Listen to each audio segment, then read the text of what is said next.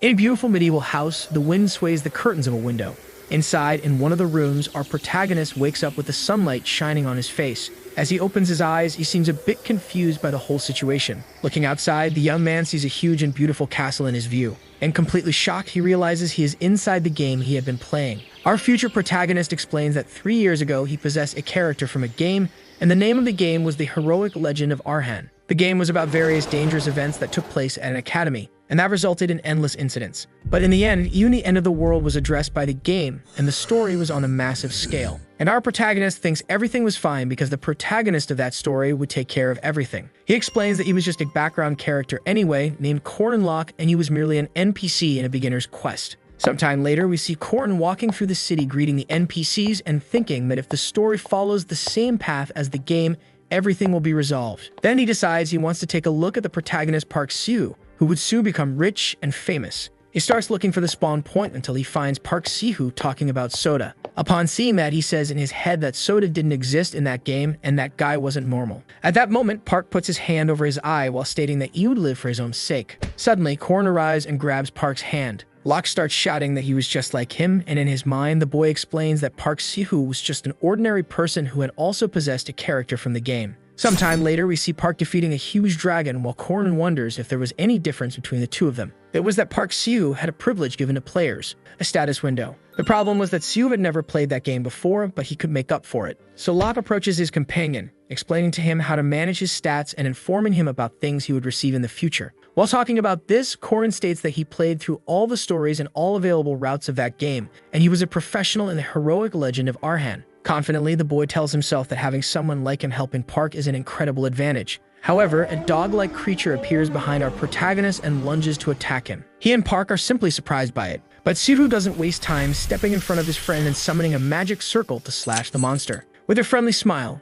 he turns and asks if his companion is okay. While fighting creatures alongside his friend, Corin reports that he had all the information about the game, and Seo had the status window and the player system. At that moment, we see our protagonist finishing off a demon with large horns. Future Corin comments that he and Park were a good duo, and with Seo, he believed they could save many people, prevent the end of the world, and return to Earth. On top of a pile of bodies next to his companion, Park hands him a potion, and Corin becomes curious about the origin of that potion. While drinking the liquid inside the bottle, he thinks that if there was one thing he was disappointed about, it was that his group only had males. And so we see that Park and Corin's group was made up entirely of men. In his head, the boy mentions that the charm of that game was that it had action and fantasy, and also a wide range of heroines and a dating simulation system. However, Park Seo didn't get involved with any women and only added them to the group when he thought it was necessary, and at a certain point, they ended up with an all-male group. So the young man asks his partner why their group only had a bunch of scruffy guys. Future Corin laments not having realized that earlier because he noticed that several things were different from the original story.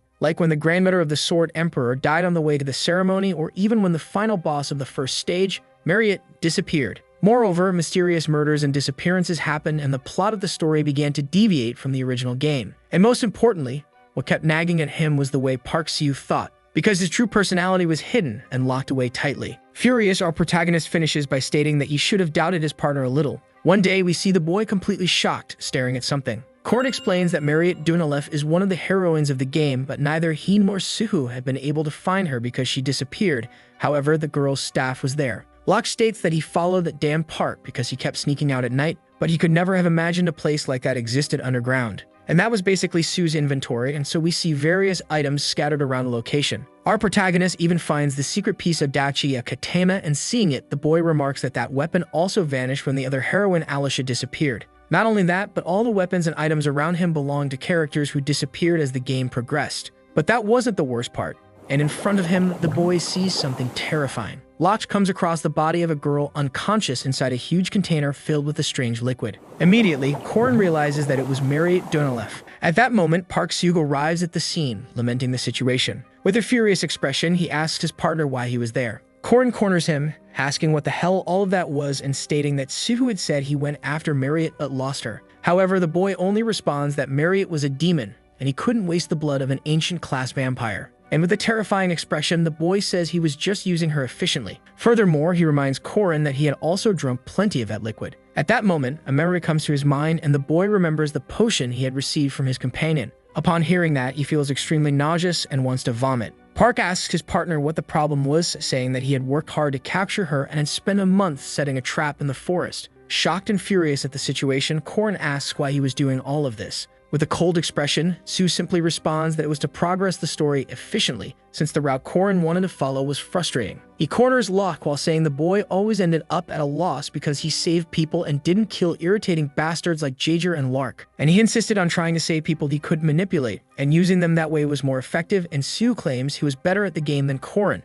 Our protagonist thinks that Bastard lied to him from the beginning, and that he wasn't a newbie to the game. Locke asks his ex-partner how many people he has killed, and the young man appears thoughtful. With a horrifying expression, he states that if he gets 3 more kills, he'll reach 100,000 on his count. Upon hearing that, Korin thinks that he isn't human and hatred takes over his body. He grabs Park by the collar, calling him a monster, but Sue just retorts that those people are all NPCs, and that Korin had killed some of them too. But the boy yells that the ones he killed were evil people beyond salvation, and they were even trying to destroy the world. Hearing that nonsense from Park, Korin states that if he was so obsessed with efficiency, he shouldn't have taken the Odaki, since a mage shouldn't pick a weapon meant only for a night, and he also questions why the boy didn't use regular elixirs instead of using people. Commenting that he could easily make an elixir through his status window, Locke even questions why the boy did all that senseless crap. Tired of it all, Korin states that Sue just needed a punching bag for his sociopathic tendencies and had no real reason. But after hearing that, Park grabs the back of our protagonist's neck. He throws the boy backward, making him hit his head against the glass containing Mariette.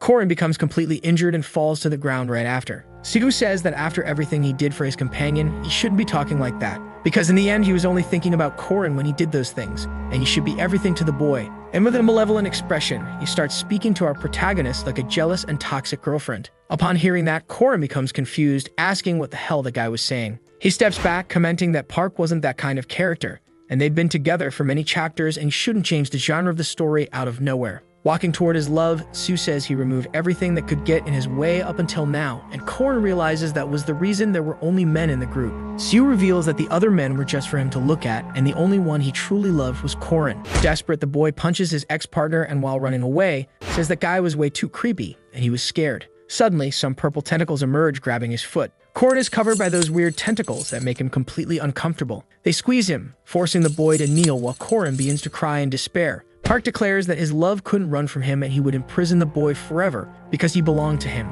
The lunatic even comments that in that fake world, Korin was the only real thing. And hearing that talk, Locke replies that his companion was scaring him. However, while being surrounded by a dark aura, Sue states that everything would end soon, and once that battle was over, he and Korin would be together forever, and then Locke's world goes black. Our protagonist is sent to another place, and a system notification appears saying that the final stage of the game has begun. While reflecting on his life, he thinks that Sue always killed everything alone, so he is sure the boy will defeat the final boss too. And when that happened, he'd be doomed. However, a system window appears saying that the player died and the challenge failed, leaving Korin confused. We then return to the scene from the first chapter, where our protagonist woke up for the first time in that world. The boy was panting, questioning what the hell was happening. He gets up, worried and not understanding anything. Once again looking toward the horizon, the boy thinks he had returned to 3 years ago, the day he first arrived there. Clenching his fists, the boy bites his lips and states that he had to kill Park Sihu. And for the first time, he was going to truly kill someone, a player. Korin explains that during the aquatic monster conquest mission, the dam burst, sweeping away an entire village from the map. Thousands of aquatic monsters and people drowned.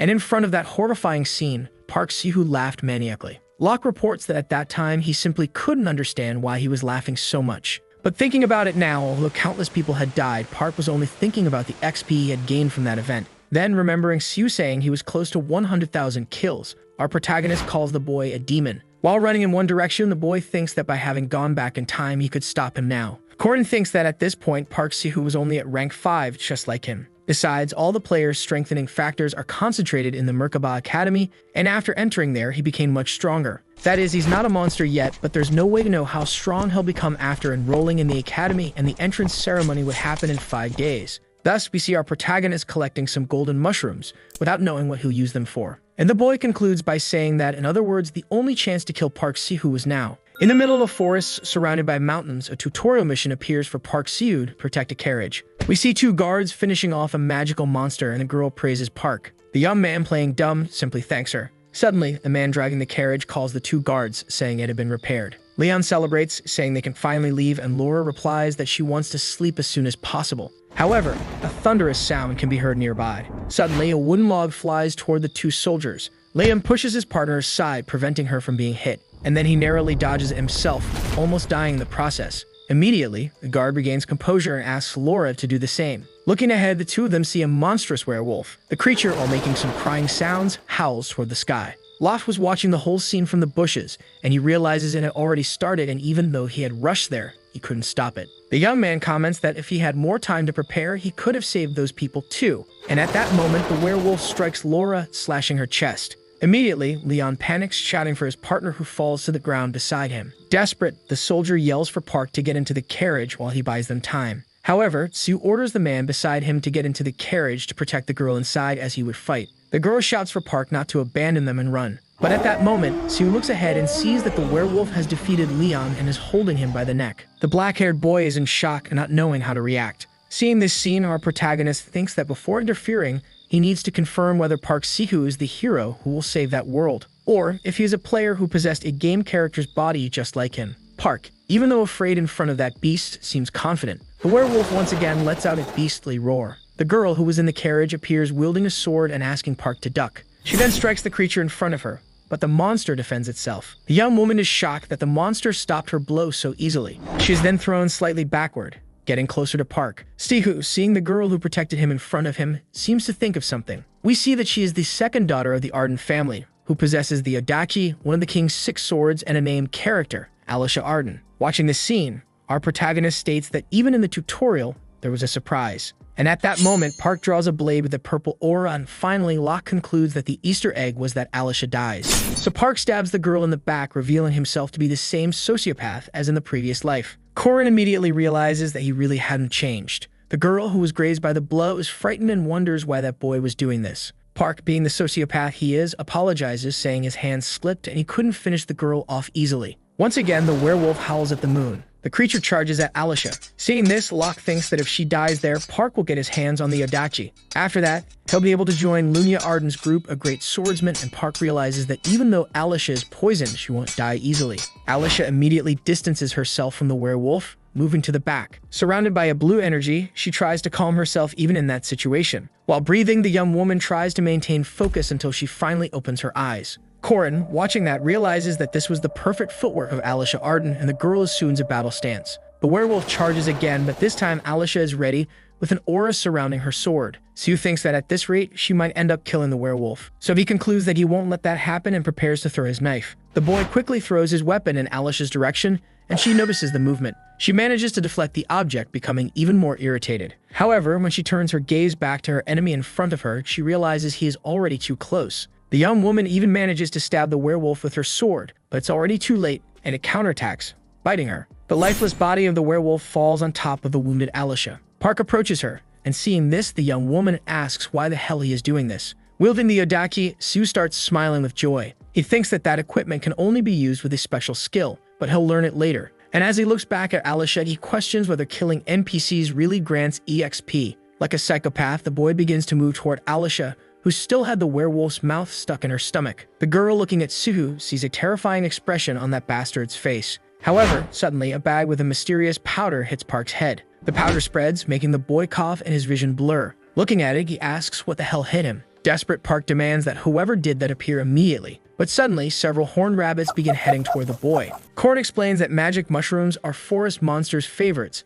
and are covered in white powder. So in the eyes of the forest monsters, Park Sihu is nothing but fresh meat. The protagonist of that story tries to defend himself from the creatures. While his opponent is busy, Corin tries to get Alisha out of there, realizing that the girl is alive. Looking at the werewolf in front of him, he notices a sharp fang in its mouth. Immediately, he moves to remove it for later use. But the boy feels a terrifying aura beside him. Park, wielding the Odaki, asks who the hell the boy in front of him is. Thinking that his enemy eliminated 3 horned rats in a minute, Corin asks Park if he liked the sword. Seeing that, Sue appears confused, looking at the person in front of him, and he recognizes that this was the appearance of the NPC Corin Locke. Park then asks what the hell Corin is doing there, and our protagonist realizes that Bastard had lost his previous memories. In his head, he says that this is great and warns Park that he's going to end up cutting his hand holding the sword like that. The confused boy looks to see what he's doing wrong, but the protagonist sees it as the perfect opportunity. He grabs some sand from the ground and throws it in Park's face. The boy's vision is completely distorted. In desperation, Park begins swinging at everything in front of him, and Korin thinks that even though Park is clumsy with a sword, he's fast. Besides that, Sigu is much stronger than him physically, and his only option is to be smart. So with the wolf fang in his hand, he tries to strike Park, who regains his vision and barely dodges. Still trying to hit his enemy multiple times, our protagonist seems very determined. As he launches the attacks, he prays in his head that Park focuses only on the fang he's holding, until the boy sees nothing but that. Thus, Korin distracts Park and begins making a movement with his other hand. Stu is completely lost, not knowing how to react. Our protagonist reveals that he's wielding a dagger in his other hand. He manages to knock his enemy down and stabs him right after. The bastard Park starts screaming in pain from the wound. With the wolf fang still in his other hand, Korin prepares for another attack. He aims at Park's neck, who panics upon seeing it. Park instinctively raises his hand to block the attack and gets it pierced. But our protagonist is determined and doesn't stop, starting to push his attack toward his enemy's neck. Park can't hold him back and gets his neck stabbed, being finished off by that blow. Looking at the body of his former friend, Korin gives thanks for his past life and says he has to admit that thanks to Park, he became stronger. Even so, he has no regrets about it, because he cut evil at the root and finished off someone who deserved it. The system begins to glitch upon detecting that the main player was killed. It then calculates the probabilities of completing the main scenario, and with the best backup recommendation in the world, it selects the variant Korin lock. Thus, the system transfers Park's points to Korin and more information appears. The system initiates the subsection of subplayer Korin Locke, who is now an AA rank knight and successor to the Martial Master. Our protagonist gains some muscle and realizes he has become a subplayer, and that means he will finally have a status window. However, something comes to his mind and he looks back. The young man sees Alicia completely wounded and almost lifeless. He goes to the girl, asking if she's okay, and using what little strength she has left, she speaks with Korin. Locke asks the girl if she's dizzy and can't smell anything, and the young woman replies yes. With a few more questions, he discovers what poison is inside Alicia. He also notes that at this point in the tutorial, that poison is difficult to create, and if Park had made it using the combination window, Alicia would already be dead. But since that didn't happen, it's a relief, and because there's still a fang stuck in Alicia's body, she's in danger, and he needs to stop the bleeding and detoxify her. So the boy takes off his belt and ties it around the girl's body to make a tourniquet, telling her that everything will be fine. In his mind, the boy thinks that if she bites her tongue, it would be a big problem and he needs to find something for her to bite. Then our protagonist looks at Parker's arm. Even reluctant about it, he sees no other choice. So the boy puts Sue's arm in Alicia's mouth, asking the girl to bite it. While taking off his shirt, he tells her that it's going to hurt a lot and she needs to hold on until the end. In his mind, the boy reports that he doesn't know why he traveled 3 years back in time, but he returned and killed a player. And the person who died in his past life is alive now, and at that moment, the boy pulls the fang from Alicia's body. After doing that, the girl tries to scream in pain, but can't because of the arm in her mouth. She immediately faints, unable to endure, and Korin thinks that that was enough. Sometime later, we see a pot cooking something over a campfire. Korin tells Alicia, who had just woken up, that he's making the antidote for her. The young man also asks the girl not to worry since she won't die so easily. In her daze, the girl asks Korin to tell her his name, but he replies that she doesn't need to know it.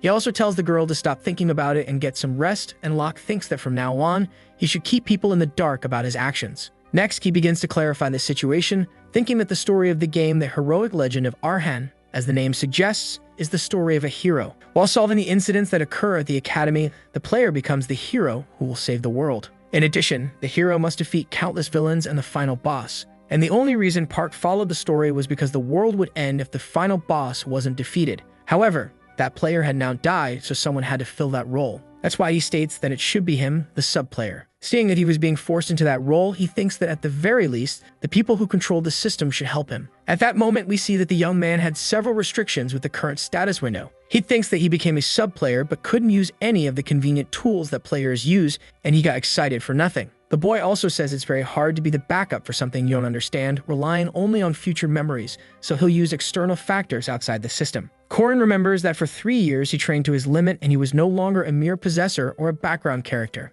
While drawing a circle on the ground, something begins to glow inside the drawing. An energy resembling a flame emerges from the magic circle, rising to the sky. Seeing this, Locke thinks that, just as he thought, it actually worked, and he says he was desperate to survive. The boy explains that the only magic he learned in his previous life was the runes, which were ancestral letters that held magical power by themselves. He also remembers that there were the 3 commandment runes, Duty, Restriction, and Oath, and they were some of the most powerful laws in that world, the source of superhuman strength and the cause of destruction. That's why the boy says he will write all 3 on his body. As he begins to draw a symbol with his own blood on his body, he says the first was duty, and then some letters appear on his arm. The young man explains that that commandment grants extra power to the caster when they honor a self-imposed oath like not eating chicken. But since they're very easy to adopt, you barely gain status through them because it works like a scale. He says that although it's hard, he will make difficult promises that he'll fulfill to the end, and he decides that his duty will be that he won't close his eyes to the misfortunes of good people. The system accepts it and wraps the boy's heart in a small chain, stating that failing to fulfill it will result in a penalty.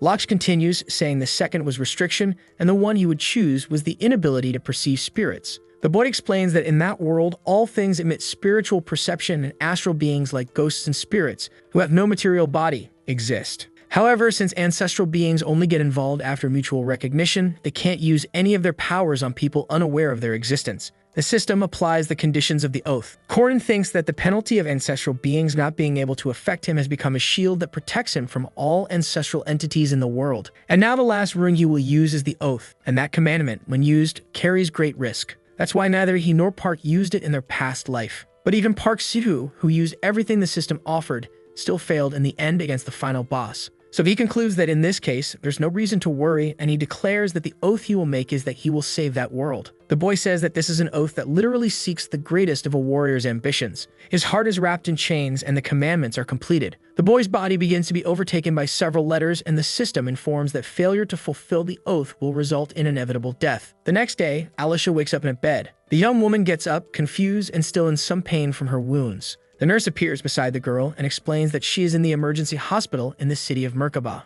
Alicia asks where the person who brought her there is, and the nurse simply responds that her guardian just left her there and went away, which leaves the girl confused. The woman tries to tell the girl not to move, but Alicia is determined and asks where her belongings are. Looking in her bag beside her, she notices that inside was the belt of the person who had saved her. She also notices that there was still blood on the object. Arden promptly screams, calling the nurse, who quickly answers the call. Then Alicia asks the woman if there was any place there that sold honey candies, but the pink-haired girl tries to explain that she can only eat soup for now. We then skip to 3 days after the tutorial mission, on the day of the Merkaba Academy entrance ceremony. While searching through his wallet for his student ID, Corin finds something strange. He notices that inside there is a letter, and the boy says he doesn't remember putting that there. The young man begins to read the letter left by his father, in which the man says he's very proud of his son and asks the boy to become someone who protects the weak. Our protagonist wonders when his father placed that there and explains that Corin Locke in the game is just a normal and incompetent child. But even he has a family, and when he took over that body, he acted awkwardly. But even so,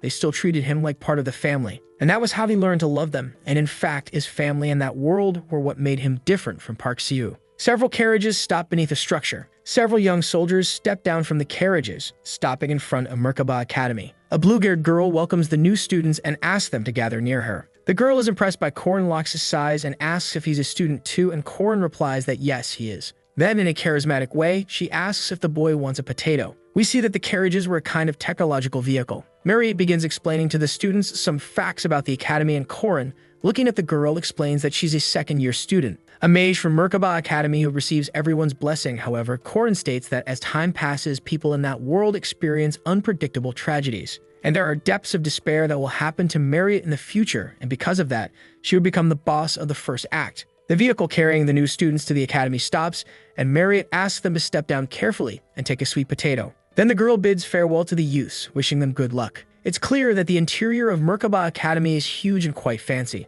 Looking at a magic circle above his head, our protagonist thinks that the magic expansion spell is beginning. Suddenly, all the students are in darkness and panic spreads through the place. A mysterious voice tells the students not to be nervous and starts mocking them for being scared by just that. Calmly, Corin thinks that this is the voice of old Hammond, and his pattern is always the same. He explains that the inhabitants of that world have a history of battles against the evil tribe, and the most effective weapon against them were superhumans capable of using mana. And the place that developed those superhumans was Merkaba Academy, and at that moment, a silhouette appears in the darkness greeting the new cadets. Fermac Damon introduces himself to the students, saying that he is responsible for that year's welcome ceremony. Corin, while listening to the boy's speech, thinks that it's been a while since he last saw him, and Fermac comments that the students came there to become knights or mages. But it was annoying how they acted like they were amazing when they were probably a bunch of nobodies, and that's why he wanted to test the cadets' abilities. Suddenly, a holographic screen appears in front of all the students. We see that it displays information about aura ranking, mana, skills, and the person's overall ranking. Locke, seeing that, thinks it's very boring and says that his physical attributes are horrendous. Furmak informs them that what they're seeing now is the overall ranking itself, and he asks everyone to stand in front of the plaque with their name. Our protagonist and the people with number 6 do so, and Korin thinks that there were 400 students, and he was in the bottom 1%. With a frightening expression, Furmak wishes the students good luck in the battle. A golden aura suddenly covers all the cadets. As the students are transported to another location, one of the teachers comments that this year there are many rough diamonds among the students. A blonde-haired woman states that they didn't need to evaluate the first and second-ranked students and should focus only on the others. We are introduced to the rank 2 students, Alicia the Druid, Yule the sword-wielding mercenary, Dronzer, and the golem sorcerer Kranaludin. And there was only one rank 1 woman, dressed in a nun's outfit. She was the celestial Yaksha, and her name was Horan. The blonde teacher is surprised that that woman enrolled in the academy and questions what the director was thinking. A white-haired man beside her comments that they didn't need to test the rank 6 students, since even the rank 5 ones didn't seem promising and should just be discarded. However, the blonde replies that the director said all students must walk the path of learning, and angrily she intimidates her colleague. The white-haired man then decides they should just begin already. In a completely dark area, a box falls in front of our protagonist, and the teachers announce that in seconds a swarm of monsters will be released. Korin thinks this is a test that puts you in a place with nothing and makes you fight monsters based on your level, and it's really unfriendly. He opens the weapon box in front of him and begins searching through it. The young man thinks that most rank 5 and 6 students probably won't even have time to think and will just grab anything, and that's what he did last time. Magical monsters begin to appear in front of him. The small dogs get ready and begin growling our protagonist. Locke draws a weapon while saying that swords are cool, but they say it takes 100 days to use a spear, 1,000 days for a blade, and 10,000 days for a sword. So the answer was obvious, and he chose the spear. At that moment, he throws the weapon at one of the dogs. The monster is instantly hit and erased from the face of the earth. Korin raises his hand in the air while mocking the beasts. The other 2 dogs try to run but are immediately struck by Korin's spear. Watching this, he says he has too much experience killing those animals. After eliminating one more of the dogs, the protagonist thinks he has already wasted too much time. He states that in his past life he couldn't even kill those small dogs and was eliminated, but this time was different, and he would kill all of them until the next rank. And at that moment, the young man declares that the next horde of monsters could come. Korin thinks that 5 minutes have passed, but suddenly the boy notices something strange and becomes confused. Locke realizes that no new monsters are coming and wonders if the system is broken. The white-haired professor from earlier, seeing the rank 5 students being defeated, thinks they're failures for not even being able to kill those weak animals. Moreover, the man even thinks that if the rank 5 students are like that, there's no point in even looking at the rank 6 until he approaches a crystal ball. He sees our protagonist calmly resting and wonders if the monsters weren't summoned. The man says it must be some bug and summons the dogs again, and Korin becomes confused since the same monsters as before returned. Once again, the professor walks away calmly as Korin resumes dealing with his enemies. The man notes that one student passed the test in 7 minutes and 20 seconds. He guesses that the rank 3 students will probably only need 2 or 3 minutes, and once again questions what the rank 5 and 6 students were doing. Again, he sees Locke calmly lying down and wonders why the hell the boy is like that again, and if there was a summoning error. Another teacher replies that it's impossible since Madame Josephine's test has never failed, and the other smugly retorts that Korin shouldn't have already been eliminated. The man asks if his friend had seen the monsters fail to be summoned, but the other replies that there was no need for that. Once more, they decide to summon the dogs, and seeing this, Korin questions why they keep sending the same dogs. Furious once again, he prepares to launch 3 spears at the animals. In the blink of an eye, the 3 dogs are obliterated in just 7.3 seconds. The 2 professors from before are completely astonished, questioning what the hell that was. They promptly call Professor Furmak to have a look at it. The grumpy one from earlier asks what the record was for the 3rd and 4th ranked students, and Furmak replies that there was a boy named Jager who did it in 3 minutes and 30 seconds. Furmak asks why the question, and upon hearing that, the white-haired professor responds that it was nothing special. Seeing how good Korin was at throwing, he assumes the boy is the son of a hunter, so he summons a level 4 monster, a boar, to see how the boy performs. However, in just 3.7 seconds, the boar is obliterated by our protagonist. Furious at this, the professor decides to go all out and summons a rank 3 owlbear. The creature promptly tries to claw at Korin, who dodges to the side. Next, the boy uses his spear to pierce the creature, but it's not enough, and the owlbear once again launches an attack at Locke, who moves to the side. The boy uses a rune and a flame appears on his spear. With that, he manages to set the owlbear on fire, which begins to scream in pain. The other professors, upon seeing this, question how the hell that boy had a magic rune. Furmak is completely confused by this. However, the magical beast reveals that it hasn't been finished off yet and once again tries to strike Korin, who easily dodges. He realizes that it didn't seem very effective, but it was enough to block the beast's vision, and then he charges at the creature. Locke spins his spear skillfully, leaping over the monster's head, landing and piercing it. The old professor from before thinks that the boy certainly wasn't just a mere rank 6, and it was a shame that the tests only summoned monsters up to rank 3. He's surprised that an interesting kid showed up for the first time in a while and is excited to see the boy fight against evil spirits. The professors decide to begin the rank -5 evil spirit test, and the creature is summoned in front of Korin. Korin thinks he feels something being summoned, but he couldn't see or hear it due to the restriction penalty. He even reports that he couldn't feel or interact with ghosts, souls, or spirits, and since that was the case, it meant he couldn't engage with evil spirits.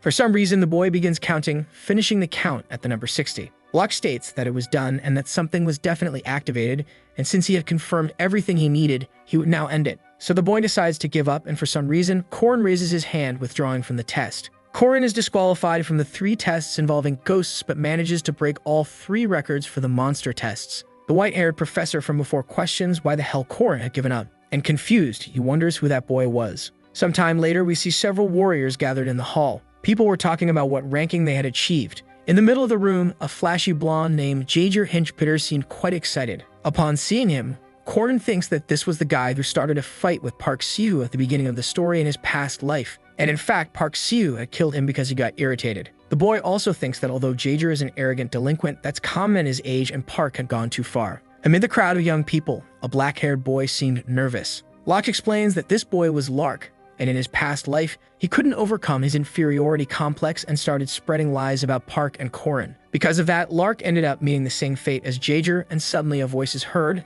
and someone starts speaking near the microphone. It's revealed that this person is Director Ari of Kaysar, and after introducing himself, the man says that to become stronger, they had entered the academy where the strongest gather. The man continues his speech saying that some have enough, while others have a long way to go. And although he cannot guarantee the boys will get what they want by the end of their time there, he hopes they will all be able to find their own paths, because they were there only to help them take the first step correctly, since from the second one on, it would be their responsibility, and that was all. All the cadets disperse and begin moving throughout the academy. While bragging about his strength, Jaeger ends up noticing Lark. The blonde approaches the boy and asks him what his rank was, and the boy replies that Lark was rank 5. The arrogant one starts mocking the bull-headed boy, who becomes intimidated. Korin appears behind the blonde, trying to calm the situation. Locke starts complimenting one of Jaeger's tattoos, showing a lot of interest in it. Jaeger ends up getting very smug, stating that Korin knew what was up and explaining that, to be honest, it was his mother who made that tattoo. Korin shows interest in the subject and asks Jaeger if he had more tattoos while thinking that he already knew all of this. He explains that in his past life, when Jaeger disappeared,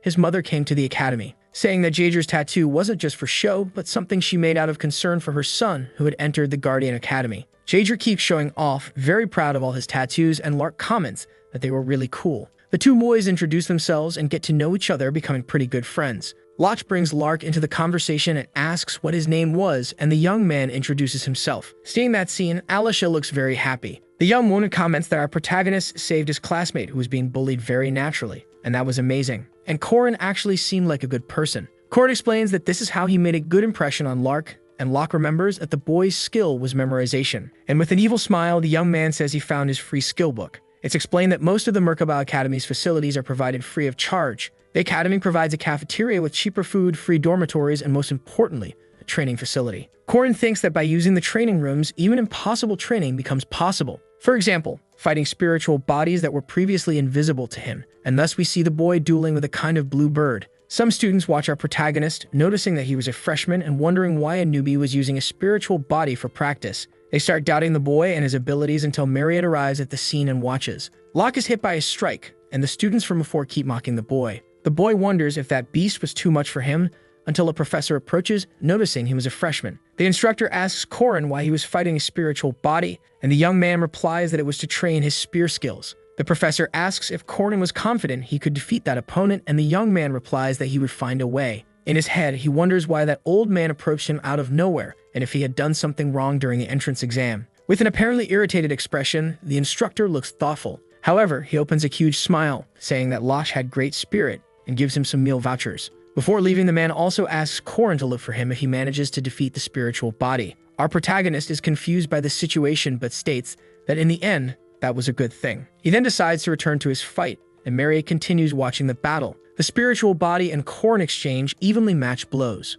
Korin is hit by the creature's beak right in his ribs. With that hit, he is thrown backward, landing on his back on the ground. Locke sighs until a cloth falls on his face. Marriott, handing him a cup of water, asks the freshman if it was hard, and Korin replies yes. The young woman says he could rest now since he had worked hard enough. She also encourages the protagonist, saying he just needed to get the hang of it and that he would manage to defeat that creature the next time he fought it. Hearing this, Korin thinks there wasn't a next time, although he might have had one 3 years ago. The young man remembers that at that time he had Park by his side, and the boy had the player's stats window as well as potions and skill books. However, Park wasn't there anymore because he killed him, so now he had to do everything on his own. Korin thanks Marriott, handing her the cup back and standing up. He thinks he must become as strong as possible and once again wields his spear. Locke decides that first he must discover his limits, so he will test how much he can use the skills he learned in the past. The young man shows some of them, like the serpent thrust, the tiger wind strike, and the counter from the capture plate block. And finally, he performs another of his skills called the returning sky spin. In his head, he comments that he didn't have a strong body, nor great magical power or aura, and that future knowledge was useless in the face of monsters or geniuses. However, to face monsters and geniuses, he had to work harder than anyone else, and that was the only identity he possessed. Thus, while a red aura surrounds him, the young man comments that his last 3 years will not betray him, and so he throws his spear in the direction of the creature. However, the spiritual body manages to dodge easily. Marriott thinks that our protagonist simply got rid of his own weapon and wonders if he gave up on the fight. But the weapon returns to Korin's hand and she is left confused. The girl immediately realizes that he had not given up and had only made a strategy. With the spear back in his hand, our protagonist charges at the spiritual body, which was off guard. He uses one of his skills, piercing through the bird and finishing it off. With that strike, a huge blue explosion happens. The narrator reports that words of sincere appreciation lingered on Marie's tongue, and looking at our protagonist in the air, she says that the boy was truly amazing. However, after defeating the creature, Korin crashes to the ground and Marriott asks if he is okay. Exhausted, the boy thinks he was being too excessive at the end, and that his body couldn't handle much of his skills. The next day, we see the imposing and beautiful Merkaba Academy. Marriott tells the students that today she would show them the school facilities. While eating a piece of bread, Korin states that to fight properly, his body is the most urgent issue he needed to solve, and to increase his physical capabilities without relying on Park Su's elixirs. There was only one way. That way was the commandments and looking at Lark. He thinks that he couldn't close his eyes to others' misfortune because that was what he had promised. The young man approaches Lark, greeting him. Korin, as cunning as ever, whispers in Lark's ear, asking if the boy didn't want to talk about grimoires. Locke explains that a grimoire is a skill book and a powerful artifact that allows one to acquire magic or a trait just by reading. Moreover, Merkaba Academy's library is enormous, storing and passing on the knowledge of humanity to future generations. However, all of that was nonsense, and in truth, that place existed to hide the grimoires. After all, it was very clever to hide a tree in a forest, and Lark, hearing that, just ignores it and asks Korin to keep his promise. Locke replies that as long as Lark fulfills the conditions, he will get the grimoire with the traits written on it. In his head, Korin thinks that Lark is a hard worker, an intellectual, a model student who memorized all kinds of magic and stored them in his spellbook. But no matter how many spells he had, using them all would be difficult, since if a mage's level and mana level are low, they can't produce good results. But with a grimoire, it's a different story, and we see our protagonist knocking over several books for some reason. Lark asks the boy to stop fooling around. However, at that moment, a hidden door opens in the library, leaving the bull-headed boy impressed. Korin heads toward the place, and Lark asks him to wait for him. The two walk down a huge and rather frightening corridor. Locke calls for Lark and says that this was the time for the boy to fulfill his promise, raising his hand to greet him. The bull-headed boy agrees, asking if our protagonist really wanted his help to repel the evil spirit. Confused, the bull-headed one asks what was needed, but at that moment, for some reason, Korin strikes Lark in the face. With a demonic expression, he states that they were about to begin. Our protagonist explains that although his initial reason for coming there was to help Lark, he also wanted to complete a special quest. And if he captured the evil spirits there, he could acquire the secret item he wanted. But there was a problem, and we see that behind him was a special evil spirit called Sabantia Duke. Korin explains that this mission was created to be impossible to complete, and he was not capable of capturing a special evil spirit with his current power level. Sabantia then summons several purple spheres around him and launches them at the boy in front of him. Locke states that the attack of a Duke general who has ruled the South for 800 years is powerful, and most players die as soon as the quest starts. But it was clear that he wasn't one of them, and in this way the boy manages to dodge Sabantia's strikes easily. We see that all of this was due to the restriction that prevented Korin from noticing spirits, and even with the Duke attacking him several times, nothing had any effect. However, Korin comments that the obvious problem was that he also couldn't see his enemy. Bluntly, Korin speaks to Duke Sabantia and apologizes for not being able to see him. He then asks if the evil spirit could enter that boy's body. Korin says that in this world, some people are born with a trait called a mark, which turns humans into demi-humans like vampires or werewolves. One day, Duke Sabantia awakened as a vampire and killed his own servant. Although they worked hard to control his instincts, he failed. In the end, afraid of killing his wife and daughter, he evacuated his family and sealed the castle. Furthermore, to avoid a massacre, the Duke used magic to seal himself inside a book, and that was the grimoire in this library. Then we see Sabantia possessing Lark's body. Using the boy's body, the monster charges at Corin.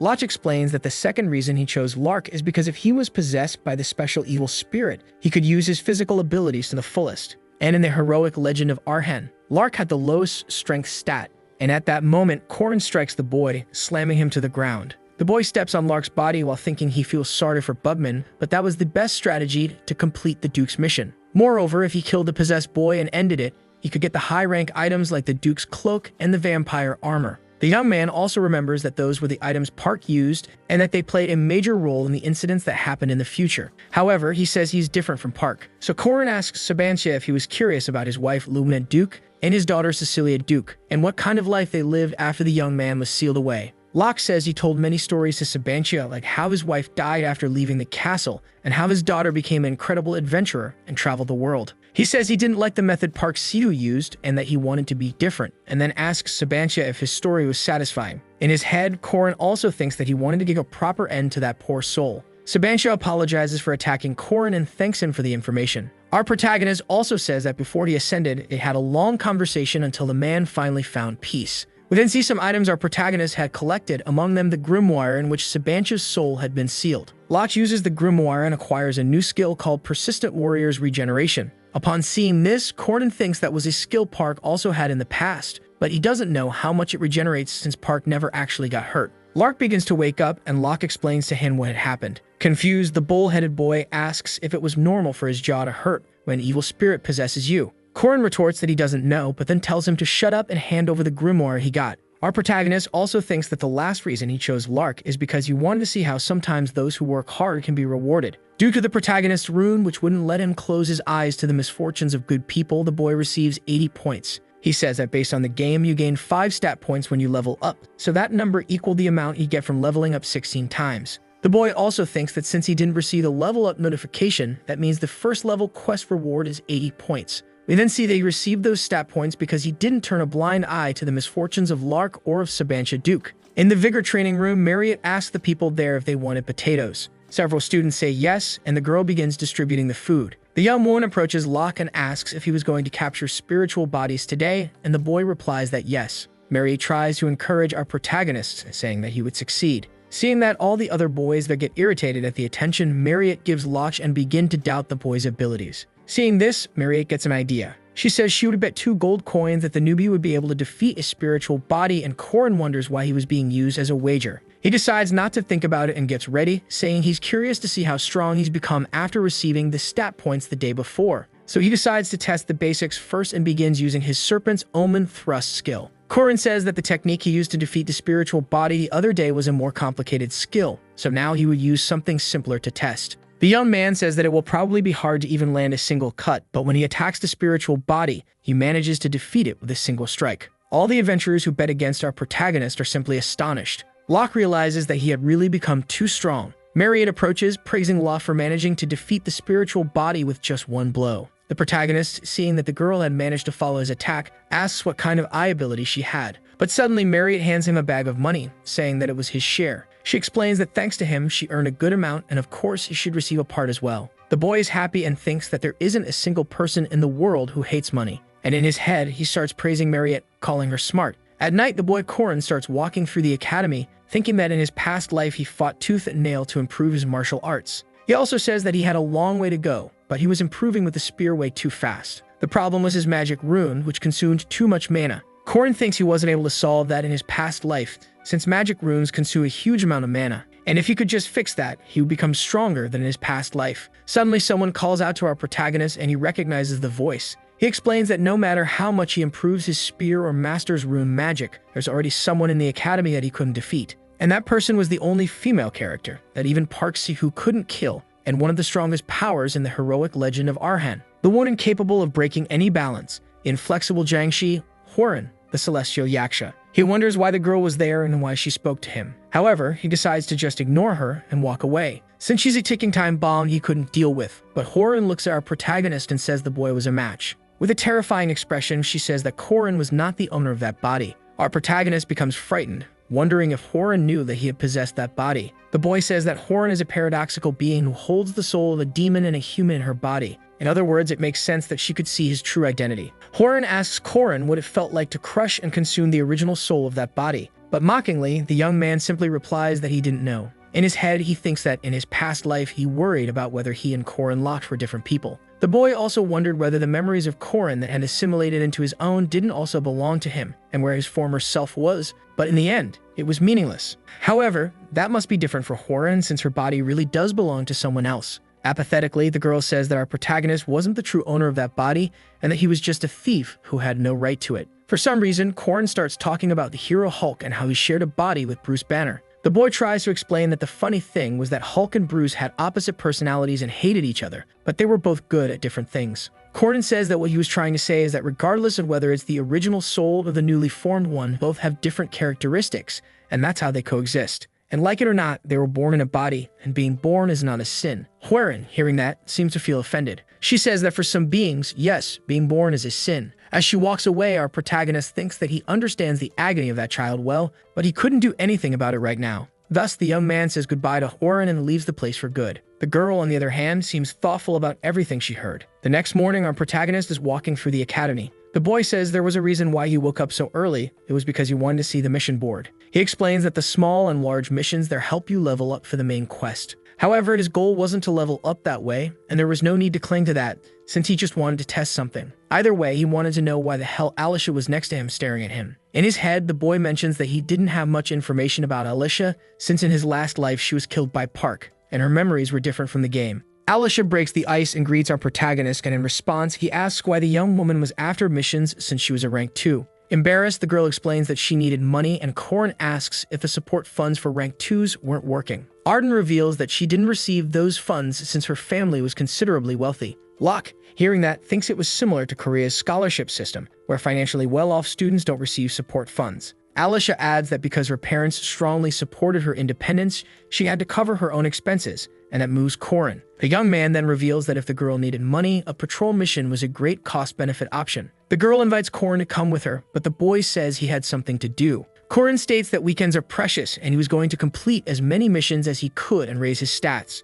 His first mission would be to find a lost kitten, and even though the experience and payment were small, his only objective was to make use of his commandment. Because if he saved the butterfly-patterned kitten that nearly died at the hands of aquatic monsters, he would be able to prevent the misfortune of its owner losing her pet. Thus, we see Korin returning the kitten to its owner and receiving 5 attribute points due to his commandment. Screaming like crazy, the boy says that his plan really worked, and that meant even trivial missions gave him stat boosts. To farm status points, he starts helping various people like a boy who was being bullied by some thugs or a couple who had lost their wedding ring on top of a roof. However, suddenly Korin remembers that he had a more important mission than gaining points, which he had forgotten. In a house that looked like a restaurant, screams can be heard. Inside, the owner of the place was irritated, saying that this wasn't what he wanted either. The man says he made his sauce with over 10 ingredients, but nothing so far had managed to satisfy his craving to make delicious chicken. Interrupting his thoughts, someone approaches the door. Locke confidently simply says the old man should add starch syrup, and with that, his problem would be solved.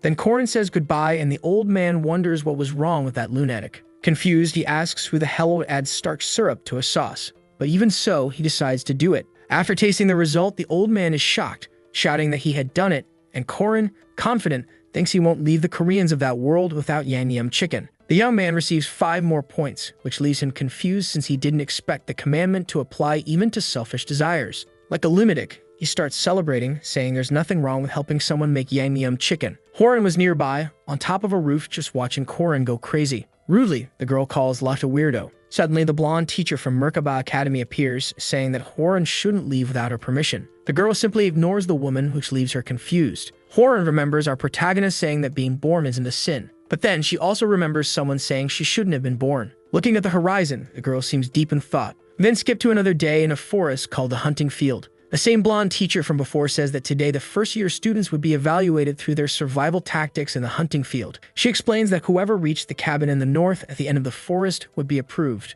For now, she asks everyone to put on their armbands showing their rank, also saying they could return them at the end of the test. The woman also declares that depending on how long they take to arrive, they would receive fewer points, and these points could be exchanged for a prize later. Looking around, our protagonist notices that Horan wasn't there, but that was normal since the girl didn't participate in practical activities. Alicia calls out to Corin, and the young man asks if she had completed the mission, and the girl responds yes, thanks to him. Then our protagonist offers her a honey bomb, making Alicia very happy since she loves that candy. The teacher starts the test by striking the ground with her whip. A purple magic circle appears above the heads of all the students. Corin says that he's seen all kinds of mages, but the only person who could create spatial magic for that many people was Madame Josephine. The boy is finally teleported, appearing in another part of the forest. He realizes that the test had barely started, but there were already 2 students fighting. Locke explains that the hunting field is an event that works like a battle royale, in which you start in a random location and have to steal other people's armbands. Thus, the young man leaves those 2 kids fighting, while stating that he had no interest in them. Besides that, he remembers that the most dangerous person there was ranked to Alicia with the blue armband. An arrow appears on Corin's finger pointing in a direction,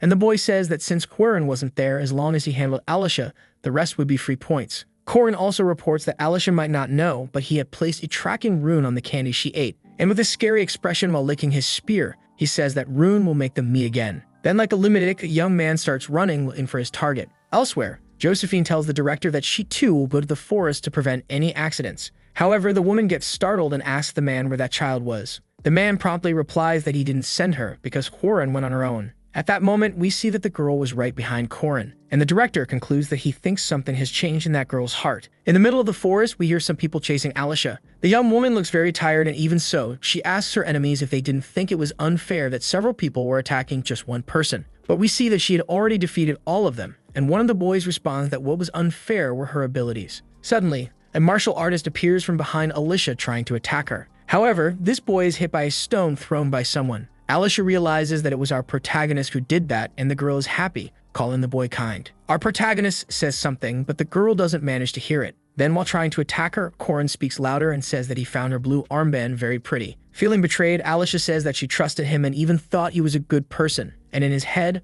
Locke explains that the girl is a rank 2 knight. He explains that she still couldn't use some of her abilities, and that's why he chose her, and like a madman, he asks Alicia to be a good person and surrender. Corin also comments that she is incomparable to her prodigy sister, but even so, Alicia was very strong and defeated 7 rank 3 and 4 students who had formed an alliance. Because of that, she hadn't worried about the rank 5 knight Corin at all, until 30 seconds ago, and so we see the girl defending against an attack. Looking at the monster in front of her, the girl comments that Locke was very strong. Arden states that the fighting style and strategy of our protagonist were bold, and he was pressuring her and counterattacking her. However, Alicia realizes that Corin has openings, and if she targets those small intervals between his blows, she will win. So Arden tries to pierce Corin, who seems to already expect that. The boy says that the girl lacked practice due to her excessive confidence in her talent. Thus, he uses his spear to block and deflect the incoming attack. Then he uses capture, pushing the opponent's weapon downward. Finally, he executes pierce, which consists of a straight thrusting attack. Corin says that by combining those basic techniques, you create the most basic and extreme counterattack. In other words, that was the Spear of Determination technique in its purest form. At that moment, Locke lands a direct hit to Alicia's stomach with his spear, sending the girl flying several meters back. The young woman feels the impact of the blow, but right after, she tries to recover, landing on the ground. Alicia starts coughing while thinking that if she hadn't blocked that with her aura, it would have been dangerous. She comments that it's not like he's strong or super fast. It's that his mastery of the spear is on another level. Looking at the monster in front of her, she wonders how that boy was only rank 5, stating right after that she was completely defeated. Our protagonist then takes the girl's armband and comments that he'll make good use of it. Suddenly, an explosion happens and a curtain of smoke rises. Hearing that, Corin gets startled and asks what the hell that sound was. A huge sword is launched toward Locke, who barely manages to defend himself. Analyzing the situation, Corin states that it was a magic sword made of heavy iron, which is denser than regular iron. The unknown person who made that attack is surprised that the boy blocked his heavy iron sword. The boy recovers his blade while telling Corin to leave that armband there and go away, and we see that the boy was surrounded by swords.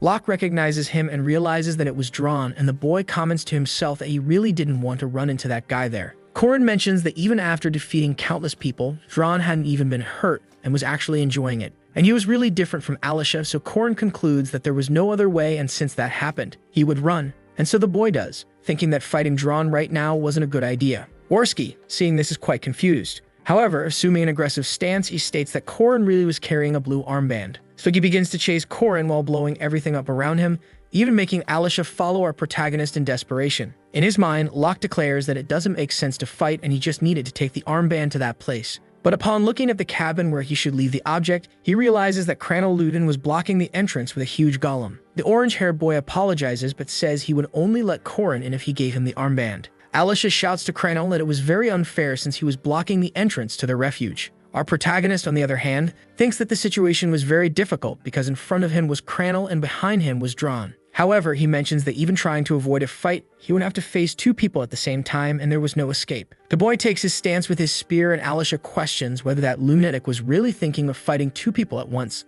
Locke states that if he couldn't avoid combat, he had no other choice, except to face his enemies, and so we see the two opponents advancing toward Corin. However, we skip to some time later when the sun was already setting. Someone starts knocking on the cabin door and the people inside are surprised that the first place contestant had already arrived. Corin introduces himself, showing the 3 blue armbands he had captured and asking if he could choose his prize. The old man praises Locke and says he really was impressive, but the boy replies that he just got lucky, and at that moment we see that he had defeated Cranel and Dron. On the other hand, Alicia, who had just watched everything, thinks that Corin was truly incredible. She explains that Corin pierced through the core of the magic sword at the perfect moment, driving it into the ground and preventing Dron from recovering it. Then he dodged Dron's swords, which he couldn't block, guiding them toward Cranel's golem. Moreover, he got behind Dron and used him as his shield against the golem's attacks. While Dron was blocking the golem, he struck the creature's crystals and neutralized it. After that, Locke dealt with Cranel. The girl also thinks that his reaction speed was impressive and resembled someone who had fought many times on a battlefield. Alicia comments that basic spear techniques combined with experience were used to overcome his weaknesses, and it was like watching her talented sister. Remembering what Corin said to her, the girl lets out a small sigh. Determined, the young woman affirms that she should also try to work hard to surpass herself. Dron, devastated, thinks that before he could even show his power, he was attacked and furious.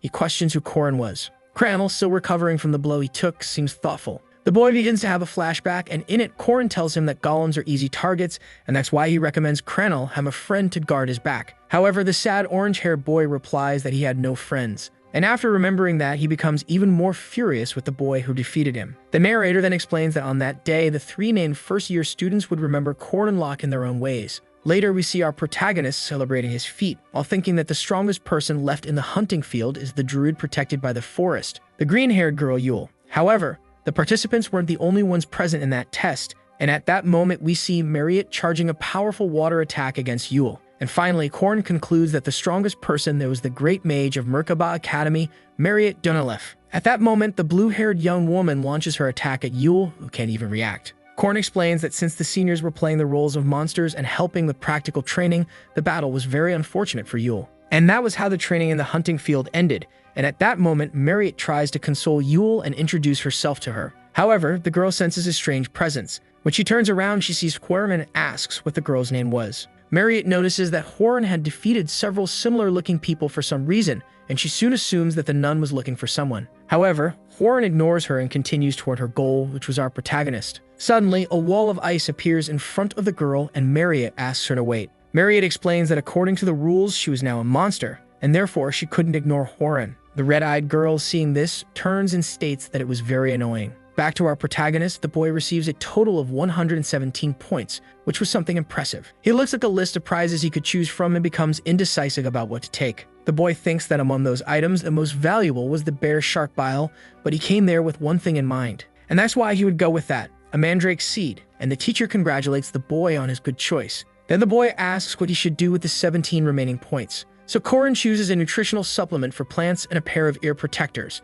As he leaves the cabin, he thinks that this shopping experience was good, and it was the first time he did so well even after playing that game many times. Moreover, the boy mentions that it was his first time seeing those guys finishing too. At that moment, we see Jaeger and Lark running toward the cabin. Corin congratulates the two for working together, and Jaeger becomes even more confident. Looking at Cranel, who is searching for something, Corin asks Jaeger for help in finding the core of the boy's golem. He offers to help Cranel, but the boy doesn't seem to be thankful for it, and even so, Corin doesn't give up. In his mind, Locke states that in his past life he worked a lot with Cranel, since golems are the best type of tanks possible. Finally, Luden manages to recover his precious golem core. On the other hand, Alicia wasn't doing so well since she had been injured. Dron wasn't in the best condition either, as his battle power had been reduced to 0 with some of his swords being broken. And at that moment, our protagonist comes across Yule, who apparently was dead. The boy immediately thinks that this wasn't possible since the teachers would never let that happen. Suddenly, something makes the entire ground in the area shake, leaving Corin confused. The animals and monsters of the forest run in all directions to save themselves.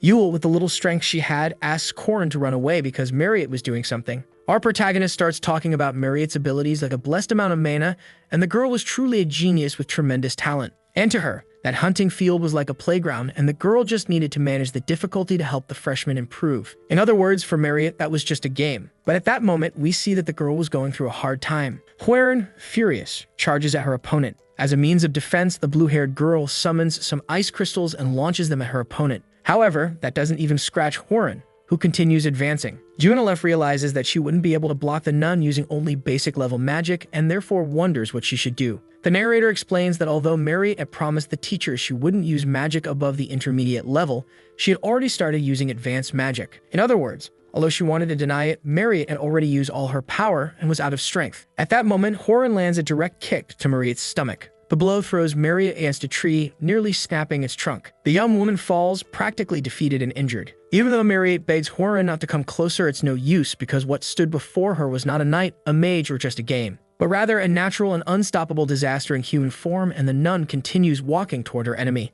Marriott, even broken, raises her hand and begins to cast a spell. The desperate young woman commands Huaren not to come near her. Suddenly, someone arrives at the battlefield, ordering Huaren to stop. Josephine, who appears on the scene with her magic, asks Marriott if she's okay. Completely wrecked, the girl begins to answer that she is, but her body says otherwise, and she immediately faints, collapsing to the ground. The blonde teacher looks back, seeing the disaster Huaren caused. The narrator explains that during that training in the hunting field, several unexpected results occurred. First, the student who received the most points was a rank 5 student, Corin. Second, the ace of the first year, Huaren, and the ace of the second year, Marriott, fought. Corin says that scared him since he thought Marriott had awakened as a boss, but she appeared to be fine, so things were going according to the plot. He decides to think about that later since there are still about 3 weeks left until her awakening, and for now, he needed to prepare something. Around the hunting field, Corin comments that he went there to meet a being that lives in the forest. First, he decides to put eye drops in his eyes, but for some reason, acting, the boy pretends to slip and drops the seed he had obtained into the water.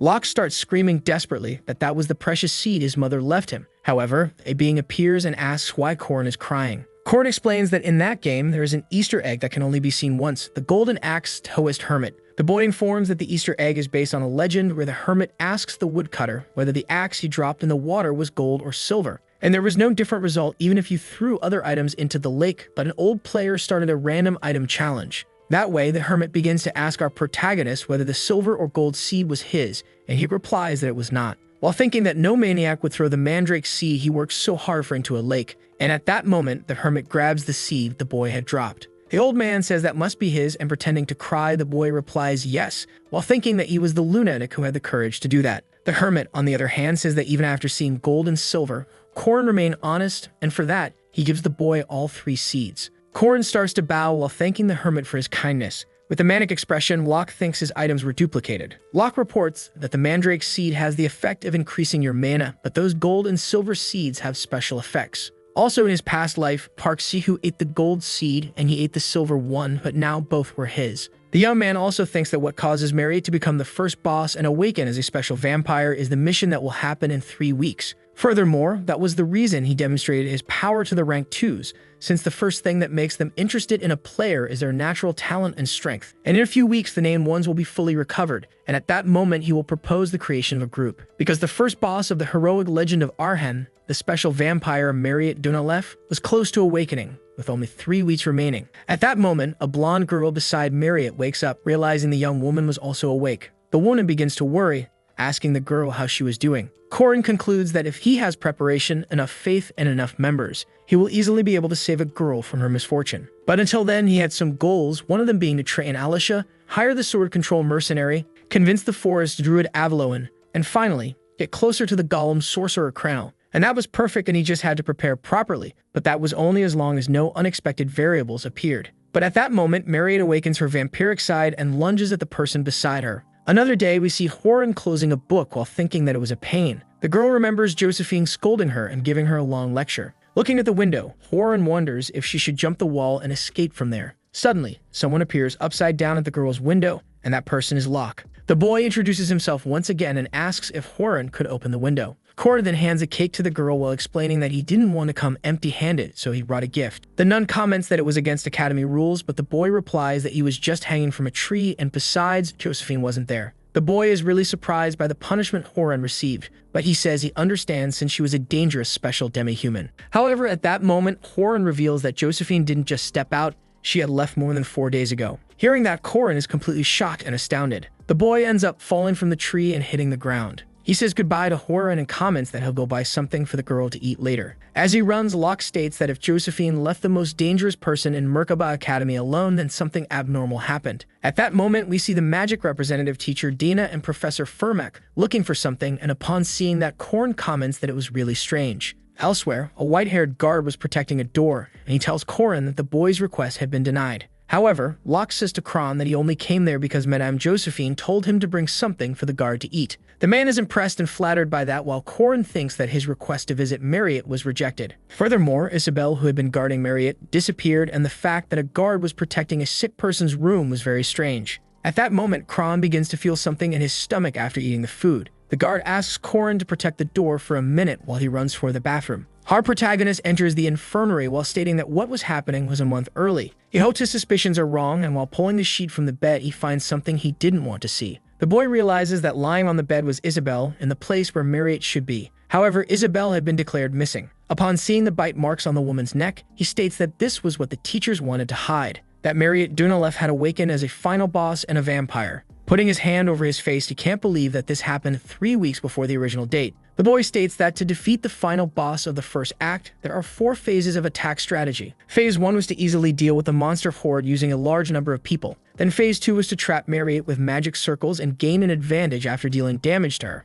After that comes Phase 3, which is to face a powerful enemy that originates from Marriott. And when that enemy is knocked out, the final pattern and last phase is activated. Korin also states that even without the protagonist, if it's a combination of the named first years, it won't be too difficult to reach Phase 3. However, Alicia Arden was injured because he had hurt her. Also, Dron Worsby had his weapon destroyed, and that too was his fault. And finally, Kranil Lubin had his golem's core destroyed, and he was responsible for that, and all the named first years were taken out of action because of him. Completely desperate, the boy thinks that he was totally screwed. The boy recounts that in the original plot, after finding the vampire killer from the City of Mist, Marriott attacks her own roommate. And in his last life, after that happened, they waited under the dormitories where Marriott was to deal with the situation quickly. However, Park Sihu deliberately let the girl go, and in that life, thanks to him, things became total chaos because Alicia had her bones broken. Kranil's golem core was shattered, and he was basically useless. And he even thought of Hueren, but he couldn't predict how the situation would change if she joined. So there was only one choice, and in the training hall,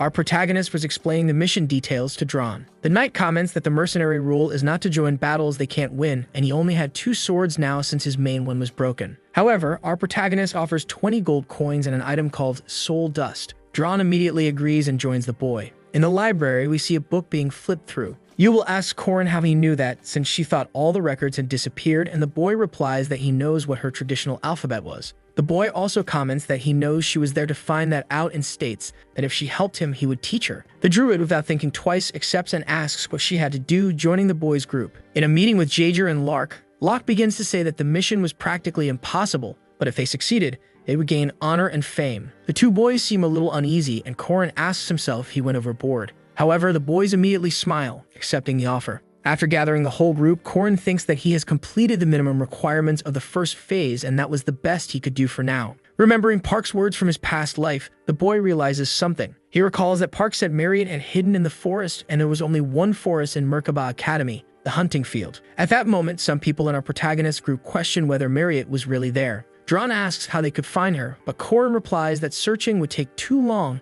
and there was only one choice. So he asks Yule to ask the spirits, and the girl is surprised that he also knew about that. The girl immediately strikes her staff against the ground. She begins to cast a spell, asking the spirits to guide her to Marriott. Korin thinks that judging by his group's reactions, countless spirits responded to Yule. Of course, he couldn't see anything, and at that moment the boy asks if the druid succeeded. The 4 in Korin's group seem surprised by something, and Locke asks what they're looking at. They try to warn the boy, and at that moment, Locke turns and sees a monster behind him. The boy manages to cut the creature in half while asking why that thing appeared out of nowhere. Dron immediately warns everyone that there were many monsters ahead, and Jaeger asks if Marriott had turned into a monster. Korin replies no, and at that moment, Lark starts using his grimoire to cast a spell. Jaeger also prepares, stating that this will be a great warm-up. Our protagonist begins giving instructions to his allies. After assisting Jaeger, he asks Lark to cover the rear. Then Locke also orders Yule to stay with Lark and Dron to just do what he knows. Dron thinks that Corin wasn't even nervous, and he was experienced in leading and strategizing,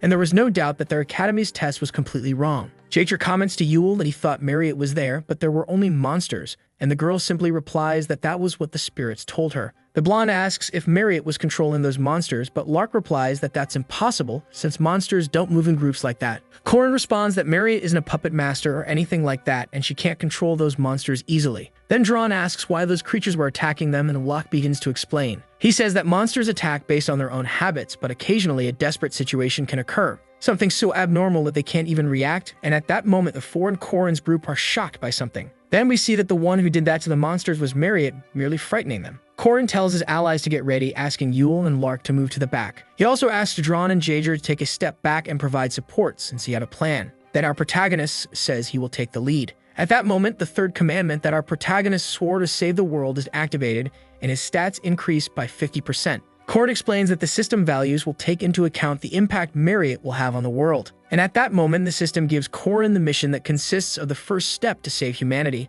that is, to stop Marriott. So Corin's group prepares with everyone in their proper position to attack the vampire. Something happens, and then Corin's two commandments come into conflict. Marriott walks toward our protagonist's group completely out of control. Then an update occurs, and Corin's mission is now to save Marriott. The girl, completely consumed by her vampiric powers, starts to cry. Yule, upon seeing this, feels moved, but Dron replies that that changes nothing, because they must subdue the demon tribe, and suddenly a sword flies toward Dunalef. However, Dron notices that a red shield formed around Dunalef. Lark explains that that's an orb, a skill of the vampire race. Our protagonist asks everyone to calm down since Dunalef hasn't replenished enough blood yet, so she can't do anything but block. Dron replies that this is a problem as the greatest weakness of mages is defense, but Dunalef has just activated a strong shield. The girl suddenly screams, asking for all her enemies to disappear as she charges an attack. Corin immediately calls for the druid, who already knows what to do. The girl places her hand on the ground while saying that she doesn't know many places. But that forest was her natural habitat, and suddenly several trees grow in front of the group to protect them. Thus, the drops of blood launched by Marriott are blocked by Yule's barrier.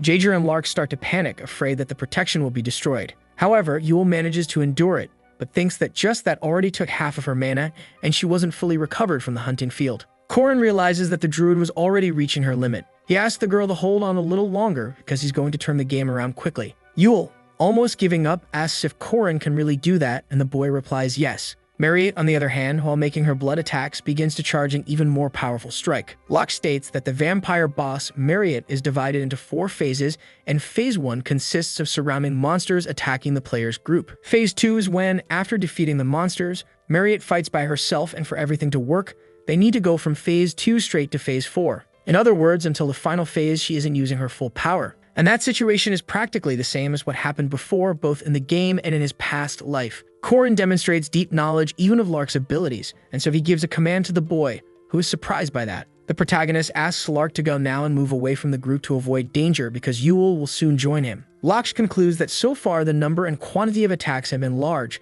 but they weren't very powerful. The real problem was the alchemy magic that came afterward. Thus, Corin realizes that moment is coming. Suddenly, the drops of blood begin to crystallize around Yule's barrier. Then they begin to explode, completely destroying the shield. Jager and Dron are completely astonished to see their protection being broken. Still, Yule doesn't give up and begins to recite some words from her people. She starts casting a spell while calling for the help of the spirits. Corin realizes that they were responding. The boy thinks that it was a spell that even if he had memorized the text, only a pure-blood druid could activate. He explains that even though it resembles rune writing, it is something entirely different and secret, only obtainable after completing Yule's scenario. This was a 1,000-year-old secret script belonging to a family that loves the spirits and known only to the sages of the forests and those devoted to nature. Then we see Yule summon a giant wicker doll. Yule is simply stunned that she actually managed to do it, and Corin thinks it was a bit of a cheat on his part to help the girl achieve that. At that moment, Locke orders Jager to give the wicker doll a barrel that was still alive among the monsters they had defeated. The blonde realizes the boy was really right, and Locke thinks he had prepared all of this while everyone else was rushing into battle.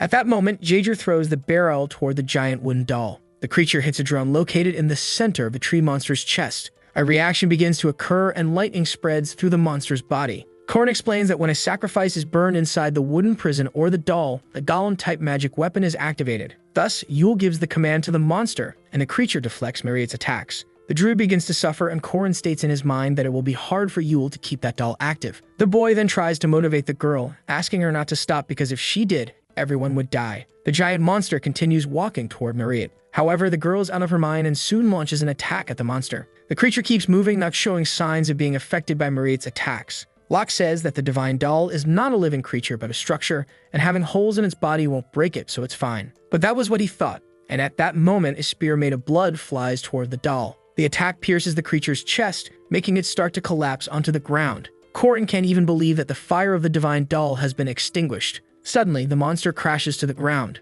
Our protagonist declares to himself that the only chance he knew just fell apart and collapsed. So that was a special level difficulty. Yule begins to writhe in pain, and Corin asks her to move away. The girl tries to refuse, but the boy replies that she won't change anything in the fight because she was too weakened. So she leaves, and Jaeger asks Corin if they were really going to manage on their own. Our protagonist states that Mariette has used all her long-range attacks, and that meant it was time to end it, and with his spear in hand, he charges at his enemy. Jaeger and Dron run after the boy, asking him to wait for them. Mariette still hadn't used up all her energy and continues launching blood-made weapons at her enemies. Dron uses his ability to enchant his sword and throw it at the shield protecting Mariette. However, the weapon causes no damage and doesn't even pierce it. He thinks that's annoying and very resistant. Jaeger, on the other hand, leaps while smiling and spins his weapon. He lands another blow on the orb, destroying it easily. Corin says to himself that that is Jaeger's special attack, Accumulated Destruction, which stores the hits the boy received. Jaeger celebrates breaking the orb but ends up lowering his guard. At that moment, Mariette's Phase 3 is activated and her eyes fill with blood.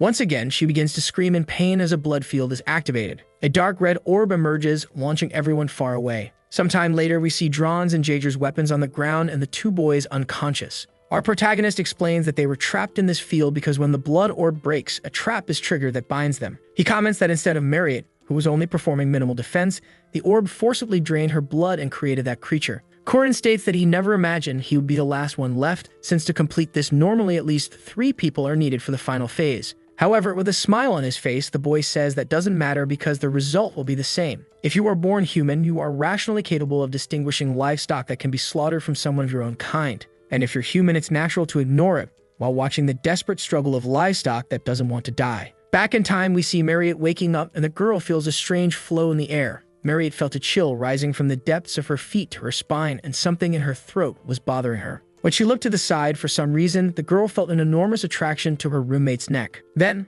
on impulse, she bit Isabelle. Her sharp canines pierced Isabelle's skin and reached her veins, and the livestock was faintly trembling. Mariette saw Isabelle not as a human anymore, but as an animal to be slaughtered. The painful sounds of Isabelle's moans were like a piano melody to Dune Aleph. And after sucking blood from the girl, Mariette's veins seemed to stop and it felt like they were expanding. Moreover, Isabelle's moans and the creaking sounds of the bed also stopped. Only Mariette's heartbeat could be heard, and the delicious scent of blood was now suffocating and nauseating her. Her body, which had felt so good with the vitality she had sucked, now seemed to collapse. Because now Mariette realized that what she had done wasn't slaughter, it was a crime, as she had almost killed her friend. Something unconscious awakened in Mariette because when she realized she had treated a human like livestock, the girl clutched her hungry stomach and ran far away, entering deep into the forest and hiding as much as she could, until our protagonist came to find her and save her from her misfortune. The creature created by the blood orb takes a bipedal stance with a dog-like face. From the monster's throat, something begins to emerge. Then it fires several spiked balls toward Corin. Our protagonist calls the dog an idiot as he uses his 6-step thrust technique. Immediately, the boy cuts through all the attacks coming his way and advances on the monster. On the other hand, the creature places its hand on its chest. It rips out some pieces of its own body, which when thrown away, transform into small dogs. Corin isn't intimidated, and seeing that, says the creature really is a dog. The boy manages to slide across the ground, passing under one of the small animals coming toward him. After that, he uses his skill again while gripping his spear tightly. Then he throws it at the 2 dogs, piercing and finishing them off. After retrieving his weapon, he starts mocking his enemy. Corin turns around saying that this was much simpler compared to the dog's earlier scream and asks if it had anything else to show. The creature seems to understand the insults and becomes irritated. In the blink of an eye, a monster disappears. Corin realizes that the monster hadn't vanished completely and was only moving faster than he could see. While a blue aura covers his body, he wonders if he should teach that dog a lesson. As the creature charges toward Corin, the young man thinks that what he needs to win is in 1,000 steps, since the most important thing was to look for weak points with a single step, and so he dodges the dog's attack. The young man states that this would never work because he had already seen that move before. Thus, the boy begins to prepare one of his most powerful abilities, the Ascending Serpent Heavens. After unleashing the attack, the blood orb that had trapped him and his comrades begins to crack. That prison around them is finally destroyed and Korin is freed along with his companions. As the entire blood barrier dissipates, we see the dog monster defeated on the ground. Even after everything, the creature seems not to have given up and Korin asks if it will protect its creator until the end. But finishing it off and showing a bit of pity, Korin states that the dog committed no crime. Confidently, Locke says that he is definitely going to save the monster's mother, who was Mariette. At that moment, the vampire's final phase is activated. The protagonist explains that as soon as this phase begins, Mariette puts one of the group members in a critical condition. At that moment, the woman leaps into the sky under the moonlight. Korin continues saying that's why you definitely can't defeat her alone. Since normally to save the person targeted by Mariette and her bloodlust, the entire group must approach together and remove her from the target. Duinalef, on the other hand, charges at Korin while the boy thinks that no one could help him now. The girl bites the protagonist's neck while using her blood absorption ability. Locke, while having his vitality drained, realizes that this is what it feels like to have your life stolen. But clenching his fist tightly, he says everything is fine because he will endure. Thus, his ability, Persistent Warrior's Regeneration, is activated and he states that he could withstand something like that. Even suffering greatly, the boy says he is trying to bring back that child everyone knows, the one who always shared potatoes with those small hands, because he was Mariette's hero. At that moment, the boy places his hand on the girl's head. He hugs her while gently caressing her hair, also asking the girl not to rush or she would choke. Mariette releases our protagonist's neck as she begins to return to reality. Korin reports that Sabansha drank the blood of her servant the moment she awakened as a vampire, and not even a great commander could resist that bloodlust. But on the other hand, in her past life, Mariette lived feeding on monster blood and drinking seawater and was later captured by Park. But during the time she was free, Mariette didn't kill anyone and she resisted temptations and her thirst with superhuman willpower. That was an unnecessary setup for a final boss, and that's why Korin wanted to believe another ending could exist. And at that moment, Mariette begins to cry. The vampire starts apologizing to Korin while the boy thinks that everything that happened doesn't matter. The boy reveals that maybe he sees Mariette only as a character just like Park, but the teachings of his master, whom he met in that world, made him a different person. And while having a flashback of his master, our protagonist states that the person he once despised for being just a game NPC had protected him, while calling him a child, and as her successor who saw her final moments and her disciple who studied her teachings, he would follow what he learned. Determined, Korin asks Park Siu to watch, because he is going to walk a different path from his former friend. We then go to the spatial prison created by Professor Josephine, a master of spatial magic. Inside, Mariette was eating a potato and celebrating it. Suddenly, Korin appears saying good morning to the girl and startling her. The boy asks Josephine if he can enter Mariette's cell, and the blonde allows it as long as he stays safe, and the boy soon enters. Our protagonist asks Mariette to eat slowly or she'll choke. The young girl finally manages to swallow what was stuck in her throat. Locke is surprised because he thought the girl's taste would change, but she still loved potatoes, and Mariette retorts that potatoes are always good. However, suddenly Korin approaches the girl, making her embarrassed for some reason. She starts hitting him, claiming he smelled bad and asking him to back off, but the boy replies that it's not a problem. The girl pulls away and Korin sighs, saying it's not like she's the one smelling bad. Mariette says she was scared, which surprises our protagonist. The girl explains that Korin was really frightening and she even thought she would die and was so scared she couldn't do what Korin did. Locke starts thinking that meeting Korin awakened something in her that made her change her mind and take part in the hunting field practice. Because of that, Korin met Mariette during training, and to confront the girl's magic, Korin used her true power, which provoked the vampire inside Mariette. Duinalef starts praising Korin for not giving up, not even that other day when he fought against spirits or when he faced her as a vampire. And then the girl says that the boy was really cool, making Korin a little flustered. With an embarrassed expression, he simply says that he likes happy endings. The boy comments that he loves when the heroes are rewarded and the villains punished, and that kind of story still moves him. That's why the boy says Mariette was a good person, besides being very cool and pretty. And anyway, he would like happy endings to happen whenever possible. Summing up what he was trying to say was that he wanted Mariette to be happy, and that makes the girl blush like a tomato. She says she needed to wash up and finish eating potatoes, and so Duinalef asks the boy to leave. The young man says goodbye and walks with Josephine toward the portal to leave. In her mind, Mariette thanks our protagonist for comforting her, but then she says she wasn't sure if she really deserved to be happy. Korin reports that Mariette will be temporarily isolated since after everything that happened, it's hard for her to return to normal immediately. But her isolation will end soon since even Korin, who was the epitome of demonic demons, was walking around freely. Besides, even though Mariette has awakened as a demi-human, most people won't feel threatened by the fact that she is one. Suddenly, someone appears beside our protagonist, calling out to him. Ariukasa, the headmaster of Merkaba Academy, asks if Korin could spare some of his time. The white-haired man asks how Locke was doing, and the boy replies that he was fine and wonders what the headmaster wanted. Kesar then reveals that he wanted to talk to Korin about Mariette's punishment, which leaves Locke shocked. The boy states in his mind that he hadn't even considered that Marriott might be punished, and apparently that wouldn't lead to a happy ending. Corin starts trying to explain, but Kesar doesn't listen and just replies that Marriott's punishment had already been decided. Even so, Locke doesn't give up and says that something like that couldn't have been decided so quickly. But laughing, Arya reveals that it was just as he expected. With a smile, the man asks Corin to relax because there will be no punishment for her. Kesar reveals that he doesn't believe Marriott is dangerous, but he wanted to see the attitude of someone who had fought her. That's why he declares that now he has no more doubts about his decision and also asks Corin not to worry because she will be released soon. Anyway, Aryo says that he heard the stories from the other students, but he was curious about the details and so he wants Corin to explain what happened. Locke later reveals that he explained only what was safe to reveal, like the fact that Marriott was safe, and that child was not a monster. After hearing everything, Kesar thanks him and reveals that they will need to make an official announcement about it, but without exposing everything that happened. And now that he had heard all the details, he needed to do his job. Immediately, the headmaster of Merkaba Academy bows to Corin, who is startled. Iryu thanks the boy for helping them avoid danger, and for that the professor apologizes and says that if Corin ever needs anything, he will do his best to repay him.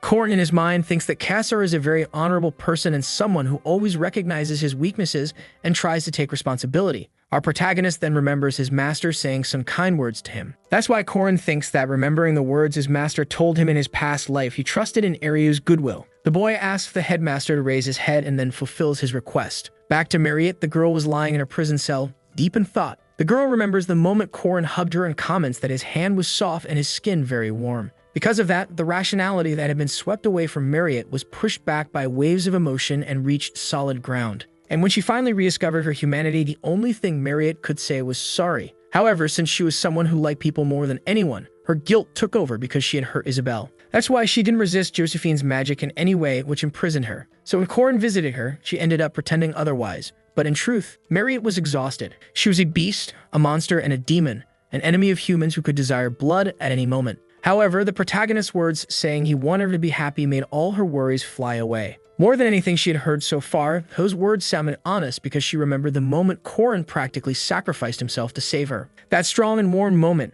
and the boy's sincere goodwill and devotion, left Marriott embarrassed. Furthermore, Dundalef realized that a piece of her life would remain forever immortalized in her memory. Back to our protagonist, the boy was listening to a conversation among some first years at the academy. They were talking about Marriott's situation and what had happened, and we see that a week had already passed since the incident. Even though some people opposed Marriott's continued presence at the school, since Corin was already attending the academy, that opinion quickly lost strength. But several first years still wondered whether Marriott was dangerous or if she was still in isolation. However, Corin reveals that officially Marriott's isolation had ended and she had been freed. Still, one doubt remained in the girl's mind and she was worried. Marriott looked around in all directions searching for Isabel, the person she had hurt. And even though she had been freed from her prison, that didn't mean she was ready to let go of all her guilt. Dundalef thinks that Isabel probably hated her since she would never want to be friends with someone who bit her and tore a piece from her. And feeling really sad with herself, the girl thinks that if that were the case, she would rather disappear from the academy. However, some knocks on the door can be heard. Marriott goes to the door, opening it and wondering who it could be. Isabel, who had been hurt by Marriott, quickly throws herself into her arms, hugging her friend.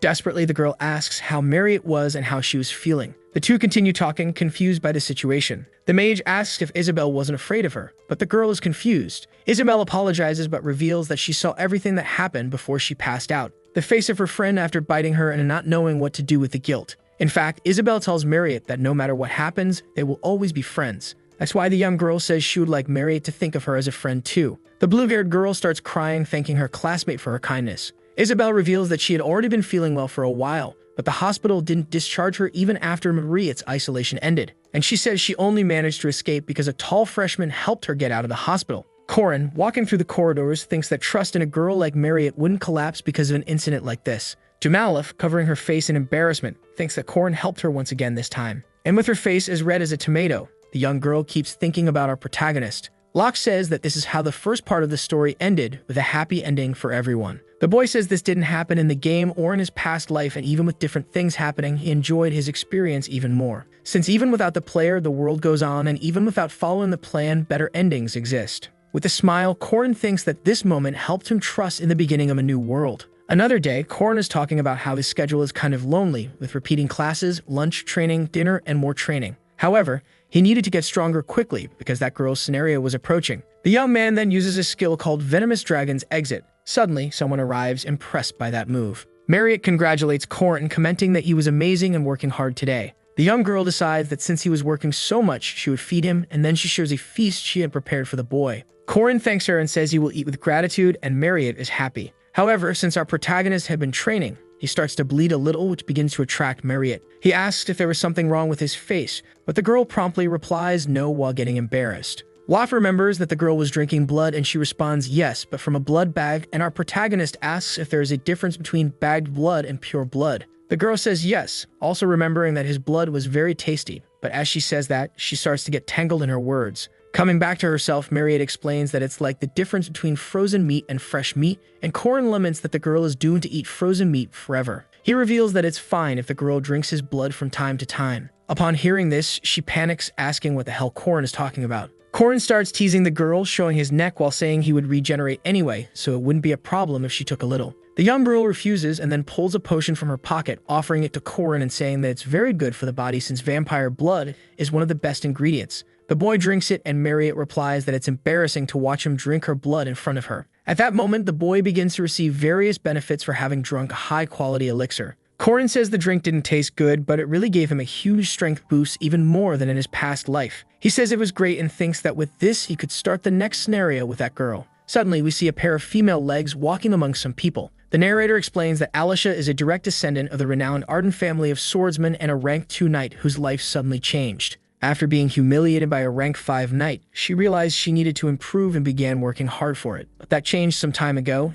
and at this moment, we see the girl smiling at something. Alicia starts enjoying some honey chocolates while seeming unfocused. The narrator reveals that deep down, Alicia was a lazy person with no aspirations, and although her talent was immense, her attitude didn't help her develop. While shopping, Alicia thinks that when she's there, she doesn't have to get tired or swing her sword 1,000 times, and above all, there's no sister there. Celebrating, the girl says she will enjoy that moment until Corin interrupts her. The boy starts teasing Alicia, saying she hasn't been to the training room lately, and the girl begins making excuses for it. Locke ignores that response and asks the girl if she wants to join his group because he had something that would earn a lot of money. The girl starts complaining, wondering why Corin kept looking for her. It became hard for Alicia to approach him since when she was in front of Corin, she felt that her lazy habit of relying only on her talent was exposed. In her mind, Alicia starts complaining that Locke's methods are way too hard. However, our protagonist says that if she accepts, she'll get 2 gold coins and the difficulty is rank 2, and upon hearing that, the girl is tempted. She promptly agrees, and Corin says they will depart in the middle of next week. The boy also says he was planning to go on a mission that would yield 20 silver coins, and the girl immediately agrees to go with him too. Corin realizes that all he has to do is talk about money with her, and she agrees, and that will be enough to complete the girl's scenario. Besides, the boy also thinks he wasn't sure, but based on his prediction, it would happen today. Locke says that Alicia likes patrol missions because she just had to follow a designated route through the city and check for any problems. That was easy because the monsters approaching the city were at most rank 4 or 5, with a rare chance of stronger monsters appearing. We see the girl after defeating several creatures, while the narrator states that there's not much to say since Alicia liked earning money without much effort. Above all, there was something even better about these missions, and at that moment we see several soldiers praising Alicia for her skills. Hearing all those compliments, the girl becomes truly emotional and quite smug. Remembering all the insults her family used to throw at her, the girl states that she probably wasn't as bad as they made her seem. Our protagonist was with the girl on this mission and praises her for having managed to defeat an owlbear with ease. At night, the patrol had already ended and it would have finished with ease, safety, and much happiness, so long as no change occurred, of course. And at that moment, the sky begins to glow green. One of the guards reveals that this is a signal that rank 2 monsters have appeared, and it's created by a magical flare that can only be seen with special glasses. If nothing happens during a patrol mission, you can finish it without even killing a single monster, but when changes occur, you have to participate. All the soldiers at that moment begin saying it's okay because they have the granddaughter of the sword genius with them, and Corin realizes he was right, because the rank 2 monster nest found by the previous patrol group was a den of wolves led by a werewolf, and the werewolf was the creature Alicia defeated even while poisoned, and this time they would also be able to defeat it easily. But there were problems, and at that moment we see a black knight, half skeleton, riding a zombie horse. Alicia, desperate, wonders what the hell that thing was. She realizes that this monster was a Dullahan, a rank 1 monster. As she prepares to draw her blade, the girl asks why a Dullahan was there. Arden begins to draw her sword, activating her skill that fires beams of light at the Dullahan. However, while twisting its entire body, the monster manages to dodge, and Alicia wonders what kind of flexibility that was. Suddenly, the greenish energy binds Alicia, After capturing her, the monster begins pulling Alisha toward itself, and the girl thinks that rank 1 monster is way too strong. That's why she starts crying and calling for Korin's help, since the pride of a warrior was something Alisha didn't have. The soldiers try to tell Alisha that Korin was fighting another monster, and Alisha wonders why he wasn't there when she needed him. Suddenly, the Dullahan moves in to kill the young warrior. Desperate, she closes her eyes, expecting the worst. But suddenly, the monster's bones start flying in all directions. After the undead horse and Dullahan have their heads torn off, Alisha falls to the ground, still bound by the monster's bones. The young girl thanks whoever helped her, but she recognizes that person's sword. We then see that this was the eldest daughter of the renowned Arden family of swordsmen, possibly the next heir and the greatest swordswoman of their generation, the one who would carry on the path of the sword genius Lunia Arden. And the woman says that Alisha was still as weak and lazy as ever. Not only that, but this was Alisha Arden's older sister. Seeing her sister in that place, Alisha is surprised. Lunia asks what the hell happened and why her sister was in that state. The woman also asks why Alisha didn't retreat when she saw the Dullahan and why she didn't analyze the enemy properly. Moreover, Lunia even criticizes the way Alisha unsheathed her sword, asking afterward who she was desperately trying to imitate. Arden tries to apologize, but Lunia is merciless and says that the result of those actions is entirely her responsibility and they won't be resolved with mere words. Irritated, the swordswoman also demands that Alisha realize her rash actions endangered the soldiers who trusted her. The woman even strikes her sister's shoulder to correct her posture. Lunia states that the swordsman of Arden must always be confident, and Alisha just listens, agreeing. After that, the woman turns her attention to our protagonist, who was wondering if he had been caught. The boy reveals that, in fact, he was just watching Alisha while pretending to be busy. The woman walks up to our protagonist and introduces herself as the great disciple and master of the sword pavilion, Lunia Arden. Korin bows, saying he is the disciple of the 8 hanging spears and a friend of Alisha. Lunia seems intrigued and Locke realizes what she meant. The boy says he couldn't reveal his spear skill because only 2 people aside from himself used that technique. And those were renowned individuals, one of whom was our protagonist's master in his past life. Lunia replies that if Korin doesn't want to talk about it, that's fine, and then the girl's soldier informs them that they've dealt with the monsters in the area. Korin explains that the elite troops of Arden consist of rank 2 knights, and they are known as the 5 Swords, all of whom are at the same level or above Alisha. The master of the sword pavilion tells the 5 Swords that there is no need for them to go after the monsters that ran away, so they should withdraw. Lunia also mentions that Alisha would go with them, which leaves the girl surprised and scared. It is explained that swordsmen tend to like traveling in groups, and those who are commonly called the sword faction or fencing organizations. They follow their leaders and eventually see themselves as a sect, and 60 years ago, the sword genius Garen started a new generation of swordsmen. As the current head of the family began spreading the idea of martial arts schools, Arden became a renowned family representing the continent. We go to the Arden studio in Merkaba. The family master asks her subordinate to light her cigarette. Additionally, the narrator concludes that the lingering smell of her unique command, discipline, and gangster tendencies still remain to this day.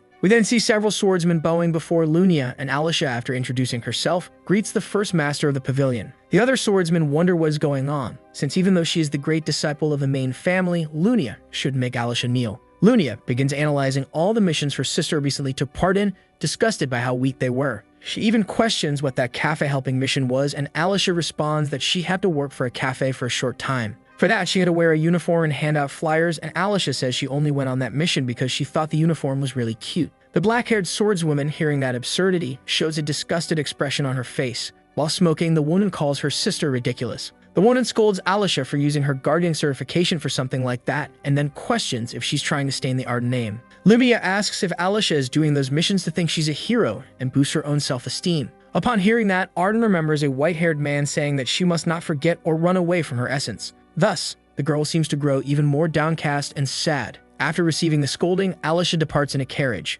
The 5 Swords praise the girl, but ignoring that, Lunia asks if anyone knew that boy who had the spear. One of the 5 Swords reveals that the boy was just a rank 5 called Korin. Lunia retorts that this is impossible while wondering if Merkaba Academy's ranking test is unreliable. The girl reveals that Korin's gaze was on Alisha from start to finish, even while he fought monsters, and that wasn't the behavior of someone inexperienced. Moreover, she says that his spear technique was different, and the narrator explains that at first glance it looked simple, but to someone who had reached the peak of the Arden style, Lunia recognized the path of that spear technique. With a smile, the woman says that even though she only met him for a short while, she was satisfied with that friend of Alisha's. And if that boy stayed by the girl's side, she might evolve, and besides that, she remembers a request she received from the academy and thinks she might meet him again. Back to Korin, he reports that Marriott was increasingly bringing him potatoes and meals. While eating, the boy says that the meat is amazing, and Marriott explains that the meat was today's fresh raw meat. Crying, Locke thinks that while she lives the sad life of a vampire eating frozen meat, he's living the good life. Marriott stays very cheerful, seeing that Corin is enjoying her food,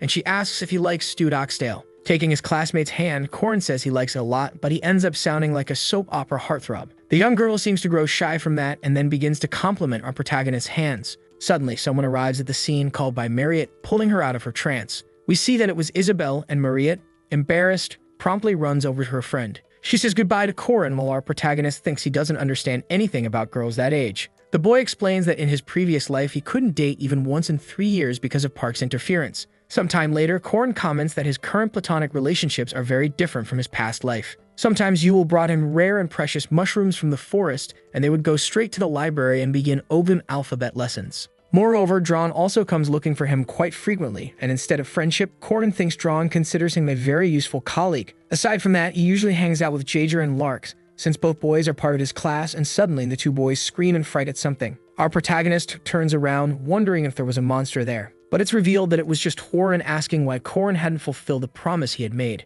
Hearing that, our protagonist is relieved but wonders what promise that was. He remembers that a month ago he had promised to buy a meal for the girl, and he's surprised she still remembered that. At that moment, Jaeger and Lark leave the area frightened and Corin says goodbye to them. Elsewhere, Locke reveals that Horan seems like a cat, and that's why he brought the girl there. At that moment, the boy notices the girl was eating an entire raw fish, and he is surprised by that. The young man scolds the demi-human for being too rude with food, so he presents her with a dish of cooked fish fillet and rice, while saying that instead of simply consuming, she should look with her eyes and smell it, because that was showing respect for the food, and the girl seems excited. She starts eating desperately, and Corin asks the girl to savor it slowly. In his mind, he thinks that the production of the weapons is almost finished, and it's a bit early, but the second part will begin soon, because the introduction of the second part is exam week. At that moment, we see Jaeger completely desperate because he didn't know what to do since he hadn't studied at all. Lark says there's no point regretting it 10 minutes before the exam because he knew he had to study. The boy asks if Corin had studied, but the young man reveals that he didn't need something like that. In his mind, he apologizes to his classmates but says it's not the first time he's taken that test, so he'll be in first place. At that moment, the teacher gives the order for them to begin the test and turn the page. Corin, with a smile on his face, declares that he'll begin since he already knows the answers. However, upon reading the first question, the boy is simply stunned. Desperate, he wonders what the hell he could do. At the end of the test, Jaeger wakes up after having slept, and Lark asks if Corin did well. But the boy replies that he only managed to write his name, and Jaeger mocks him since even he answered 2 questions before falling asleep. Corin remembers that in his past life he never studied, but he says it's okay because there are still ways to redeem himself in that school. Elsewhere, we see the conference hall for the festival. Locke informs that the highlight of the semester exam is the game event and a golden opportunity to recover grades that dropped during the written exam. It basically consisted of 15 students per team facing off against a teacher or knight and receiving a grade from the instructors in charge of evaluation. Corin concludes that since he's a rank 5 knight, the level of the instructor won't be high, and he wonders if he'll get bonus points for defeating the instructor. However, he concludes that no matter who it is, he'll defeat them and recover his written exam grade. But suddenly, the boy realizes that his classmates are acting strangely. Someone who seems to know our protagonist asks if the boy is okay. It's revealed that the instructor was Lunia, who was happy to see Corin again so soon. Shocked, the boy asks why that woman was there. In the first-year practical exam for Group A, one of the teachers presents the special guests for the test, the elite of the renowned Arden fencing family, the 5 swords of the First Sword Pavilion. And at that moment, one of the girls asks if they should go easy on the students. All the other students rush for the 5 swords while Dron analyzes their chances of defeating those ranked 2 girls. However, at that moment, the 5 swords begin to use their abilities. They use the combinatory technique of the 5 swords, and in doing so, a blast of energy is launched toward the freshmen. All of them are hit by the attack or by the debris it created. Some of the students can't see due to the cloud of smoke that formed, and Dron realizes this will be harder than he expected since the girls were experienced. The boy decides to first gain a proper line of sight, and at that moment, he starts spinning his sword. However, the phantom sword Milia appears behind the boy. Dron uses his large heavy iron sword to protect himself and questions whether those women were ambushing him. Alicia, who is also in Group A, turns around worried about her friend, but at that moment, Jenny asks the young girl not to get distracted. The swift sword charges at the girl while stating that she will be her opponent this time. She says there are about 15 students, but that won't be a big problem. At that moment, Jenny knocks Alicia down while claiming that the young lady's stance was very unbalanced. She then tries to strike her opponent with the blunt side of her blade, but the girl manages to dodge to the side. The people in the audience are truly excited by that madness. At that moment, we see that several students are trying to attack Lena May and Seren simultaneously, who are calmly handling them. And the only ones truly giving them trouble were Alicia and Dron. However, things were looking bad for the students as Dron's experience clashed with that of the 5 swords. But as the dust settled, Milia was being overpowered by Dron's 5 magic swords and would soon be defeated, making him the victor. Alicia, on the other hand, was having a hard time. Jenny dominates the fight while stating that the young lady needed more practice because at that rate she couldn't claim to be the heir to the Sword Emperor. The swordswoman even says that at this pace, Alicia shouldn't even worry about graduating and that it would be better for her to quit school and train at home. But the girl refuses and then pushes her opponent back with a strike. Alicia says she needs to use the perimeter's vision to see the domain. The swift sword strikes her enemy again while saying that she must keep her focus until the end. Confused, Corin says that Lumia Arden was supposed to take that role of guiding Alicia in the original story. However, in this life, she was the examiner for Group B, and that was very strange. Lunia decides to start her massacre and tells the students to think of this as an experience in a war against a special rank. Most of the students don't seem intimidated and wonder what the hell she's talking about and what a special rank war is. It is explained that a special rank war originates from a monstrosity that can face an army alone and is a powerful disaster. A monster that most guardians will never encounter in their lives and the kind of story that's hard to believe. But when it came to Lunia, it was something completely different. Because that woman is someone who can face monsters like that. A monster among monsters. At that moment, the girl uses an ability that destroys the ground of the entire arena. The weaker students begin to suffer attacks while Corin just hides. Jaeger, desperate, appears near Corin and says that he almost got killed by Lunia and asks why she's going so hard on them, but Locke reveals that she's actually going easy. Locke sees something in his friend's hand and the boy reveals that it was Lark and that he saved the kid because he figured he'd be in trouble if left alone. The blonde boy tries to advise our protagonist to hide, but at that moment, the boy is hit and thrown forward. After defeating those warriors, Lunia says they are far too insignificant to receive any guidance from her. And even with Locke hiding, Lunia still communicates with him, saying she knew he was the only one left and that he could come out. The young man raises his hands and wonders if he could surrender, and the woman says that if he wanted to get a low grade, yes, he could. However, she knows the boy wouldn't do such a thing because he wouldn't want to waste a rare opportunity to face someone like her. Locke declares in his mind that it's clear she really is Lunia Arden. He remembers that many times in his other life, he and Lunia were comrades who fought together. And if his master had been his spear teacher, Lunia was the one who taught him hand-to-hand combat techniques in real life, and that's why even at the end of his life, he wasn't a match for her. But that's a wall he must overcome at some point, and if he wants to take the protagonist's place, he must surpass her through his own efforts. Seeing Corin take a fighting stance, Lunia says that's excellent and charges at the boy next. Our protagonist with his spear and Lunia with her sword clash weapons. The two begin exchanging fierce blows with Lunia starting to pressure her opponent.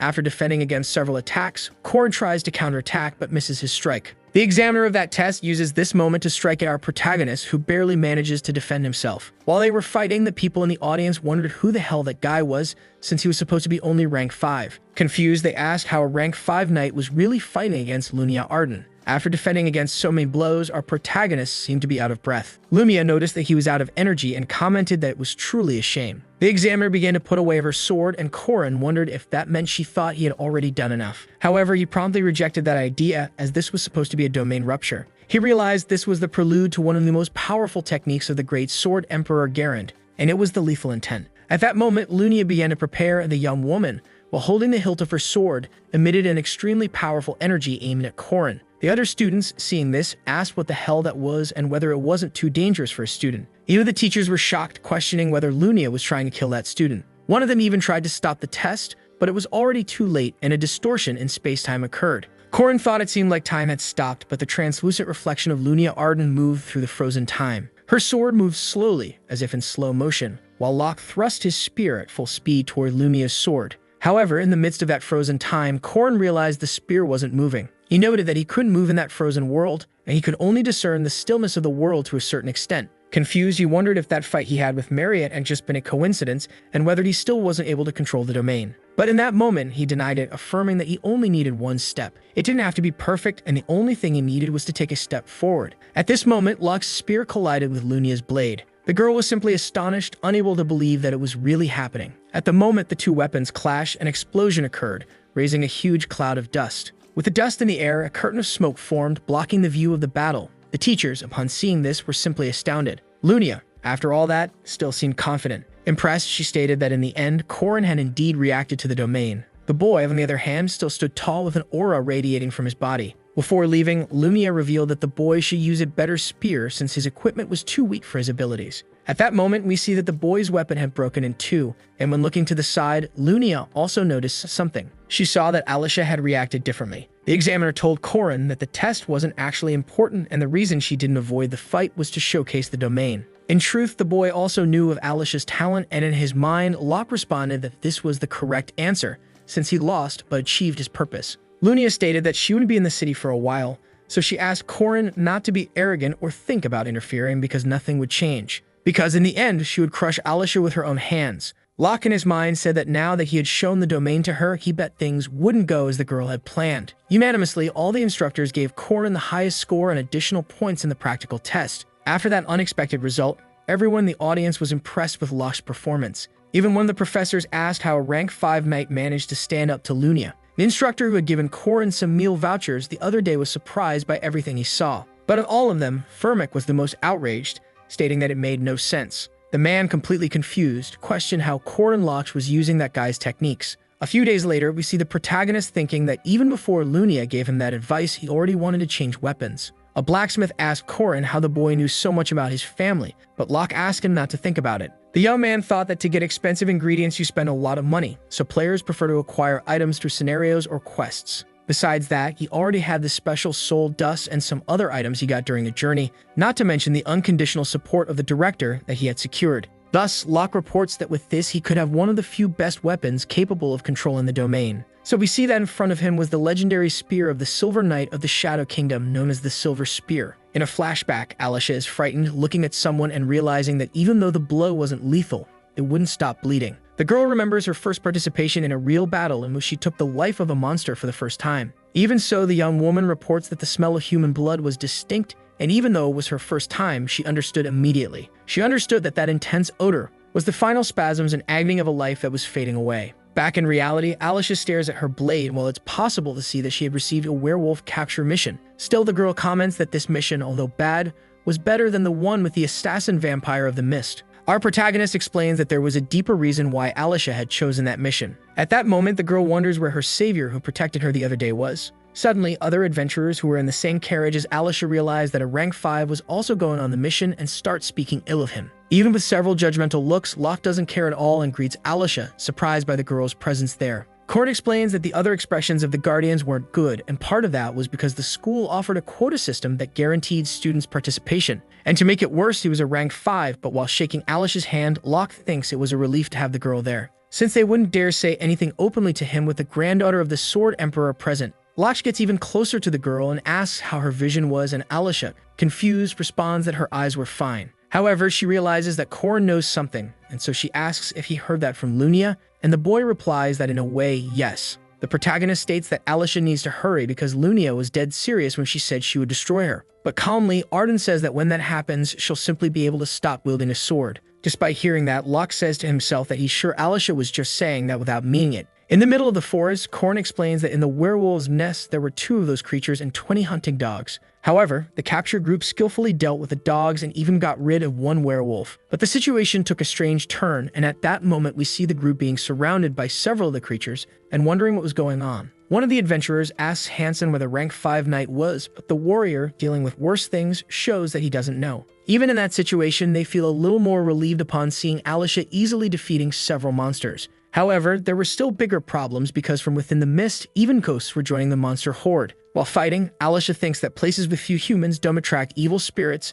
and that's why this was being caused by someone. Suddenly, a terrifying being appears behind Arden. The girl manages to defend herself from one of the monster's blows, and she immediately realizes that it was a knight. Alicia orders the monster to go back and then asks why he was attacking her. Another knight charges at the girl, but this time she fails to protect herself and is struck from behind. The knight in front of her takes advantage of the moment to raise his weapon and prepare an attack. Seeing all this, Alicia doesn't even know how to react. However, suddenly the girl uses her sword and slices the knight into several pieces. This leaves Alicia extremely confused since not even she realized how she did it. Once again, the girl smells the distinct scent of human blood, the intense odor of the agony of a life that is fading. At that moment, Alicia realizes that she had finished off a human. But before the girl could think about it, the monster that had already struck her from behind attacks once again. This time, that undead knight has his head pierced by a spear. Corin asks why the girl was in shock like that since those creatures weren't even people. After hearing that, Arden becomes confused and Locke explains that those were corpses reanimated with dark magic. Our protagonist thinks that the main event of the opening act of the second part is the subjugation of the assassin vampire from the City of Mist. Moreover, normally the serial killer that Marriott didn't catch in the first part starts pursuing the player, but something changes if you choose the werewolf capture mission. Because during that mission, you encounter the vampire assassin John Doe, and at that moment, the adventurers run to check if Alicia was okay. However, in front of her, the girl points to a frightening hooded figure that was levitating. Alicia even tries to draw her sword, but Corin stops her, and the young man asks her to get ready to flee. Locke uses the ability of his new spear and then throws it at the lunatic. Incredibly, John Doe is hit and has his chest pierced as the spear embeds itself into a tree. Arden congratulates Locke while the other adventurers begin saying that the enemy was very weak. Locke thinks it's obvious that if John dies there, he wouldn't be the boss, and based on the peculiarities of that assassin, Corin states he wouldn't be able to catch him alone. John starts speaking and comments that it was amazing Corin managed to destroy his puppet, so the madman says he will end things for today. Finally, our protagonist concludes that the problem wasn't John's speed or strength, but his stealth, and at that moment, the puppet begins to disintegrate. Corin sees the mist and explains that it was the Crimson Mist and that when the HP of the undead mage, who is the source of the mist, reaches 0, he unleashes a death mist, so Locke states that what he destroyed was just a puppet used to activate the mist. The young man declares that the reason it's hard to capture John is because he uses puppets to communicate and avoid being tracked. Moreover, at that moment, the man was assimilated with the mist, making it impossible to capture him, so Locke begins to run together with his group. Alicia remembers that Corin left his powerful and expensive weapon behind, but he reveals that it's all right. Then the boy uses the return rune on the spear. Thus, the object flies toward Corin, who recovers his weapon. While the two students are running, they hear a loud noise coming from behind. They realize that Charlie, one of the group members, had tripped and fallen. Immediately, the two idiots go back to save that boy. Alicia reaches out her hand to Charlie, but before he can grab it, the boy sees something on his friend's back. A completely red and terrifying hand goes toward Arden. Thus, Alicia is captured and dragged into the middle of the mist while Corin says that this is way too annoying. The young man asks Charlie to leave the forest immediately and give him his cloak. After putting on the cloak, Corin starts running into the mist. Annoyed, the boy reveals he didn't think he would do this twice. Since in his last life, he tripped and got stuck in the mist and entered critical condition within minutes. But now he had the regeneration ability, and the only problem would be Alicia, and at that moment, we see the girl trying to free herself from the hands surrounding her. Corin imagines that blood must be being drained from her body, so the girl wouldn't last long. Alicia doesn't give up and keeps delivering several strikes while thinking she just needed to cut that thing. However, it was too late, and the girl was weakened and could no longer break free. As she begins to give in and let go of her sword, the girl questions what was wrong with her, remembering her sister humiliating her that hurt Alicia even more. At that moment, the young woman's sword falls to the ground, and she questions whether she couldn't break free because she was too weak. Alicia apologizes to her companions while saying she was just trying to be nice and save someone, so she could become a respectable person in the eyes of the guide who saved her. When the girl's hopes were about to collapse, she hears a familiar voice calling her. In front of her, the girl sees a familiar silhouette. Not only that, she also recognizes that person's voice. As if she were seeing her savior on the day she nearly died, Alicia seemed to be confused. She finally sees more details of him in her daydreams, and the woman realizes the man was familiar. Back in reality, the girl sees Corin shouting her name, and so Arden wonders to herself if that was her savior.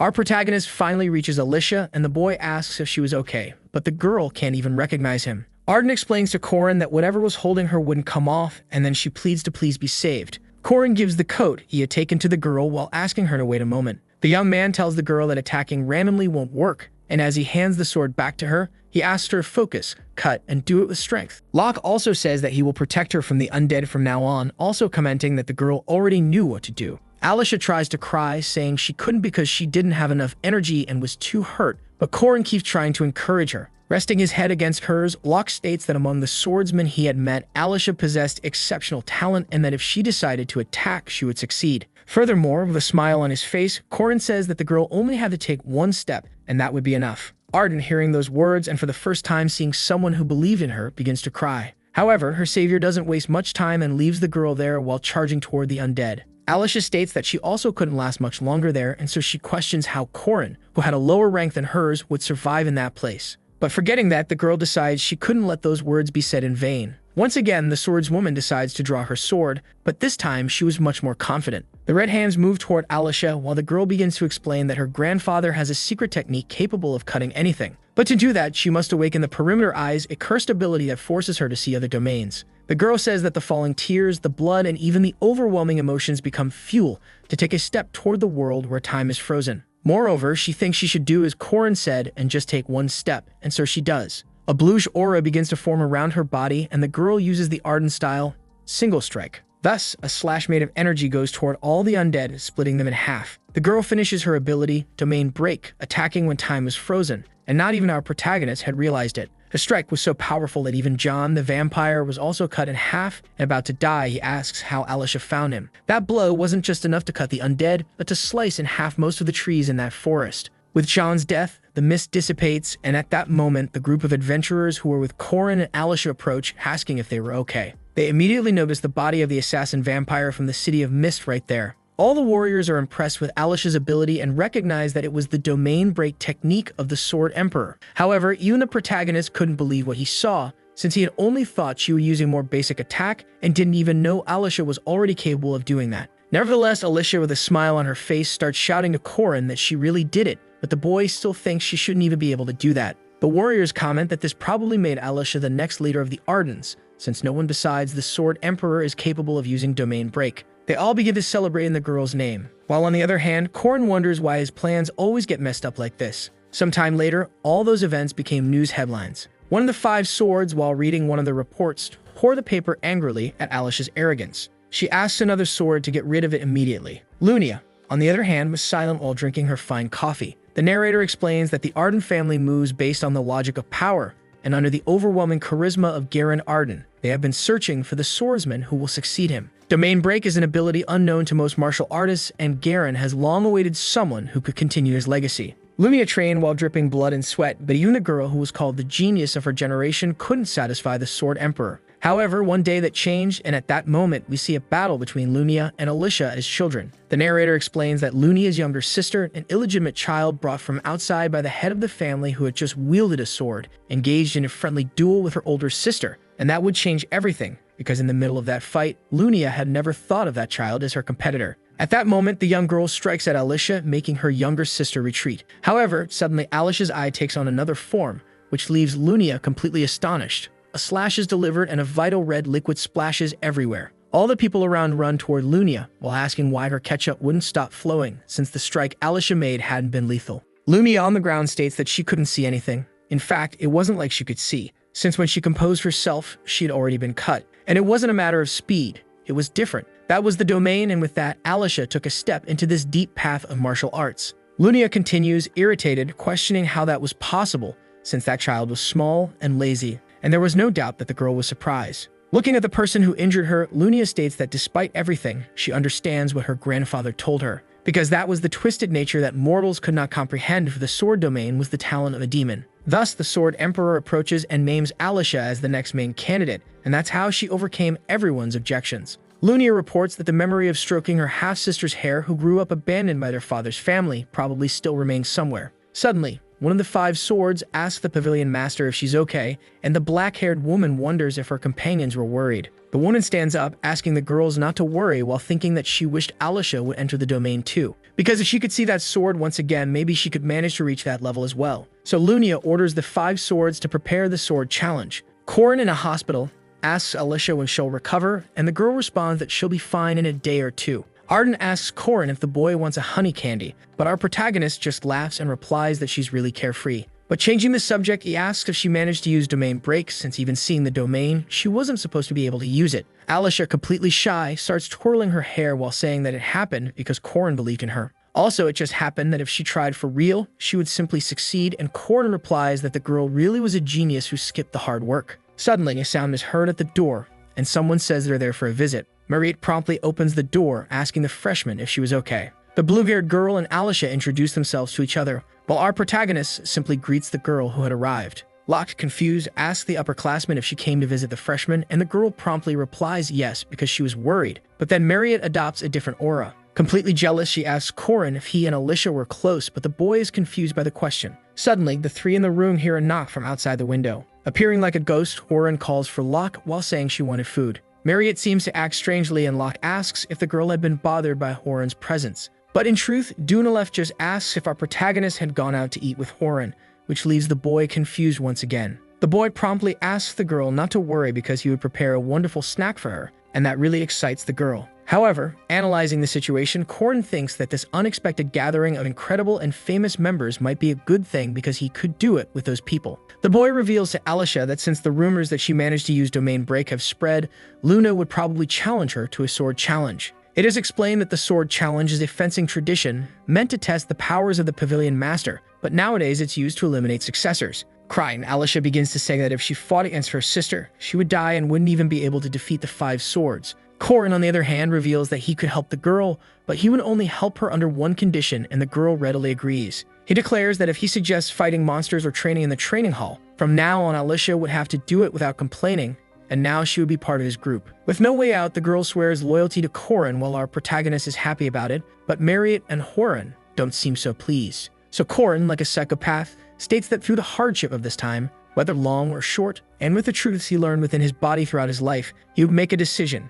And at that moment, we see Mei walking through the city streets. Suddenly, a small dagger flies in her direction, nearly hitting her face but striking the wall. Confused, she asks who the hell did that, and then we see a pair of feminine legs walking. The unknown woman simply introduces herself as a challenger, which makes Mei begin to draw her sword. The young member of the 5 swords realizes that it was the student Horan. The nun charges at Mei, and the red-haired woman asks why that girl was acting that way. Horan simply replies that someone said they would buy her sushi if she managed to catch Mei. Meanwhile, in another location, we see Korin dueling with Lena. The woman, while defending herself from the boy's attacks, asks what that was all about and why he was doing such a thing. Our protagonist thinks that you must attack before being attacked, because that is the truth of life. And with a psychotic expression, he charges at that woman. Then we begin to see the list of members of Alicia's new dojo, and the first of them is Korin Loksh, master of the Guando style. The next is the master of the knife style, Horan. In addition, also present is the master of the flying sword style, Dron Worski. The master of the Gandalf style, Marriott Dunalev, was also there and part of Alicia's dojo.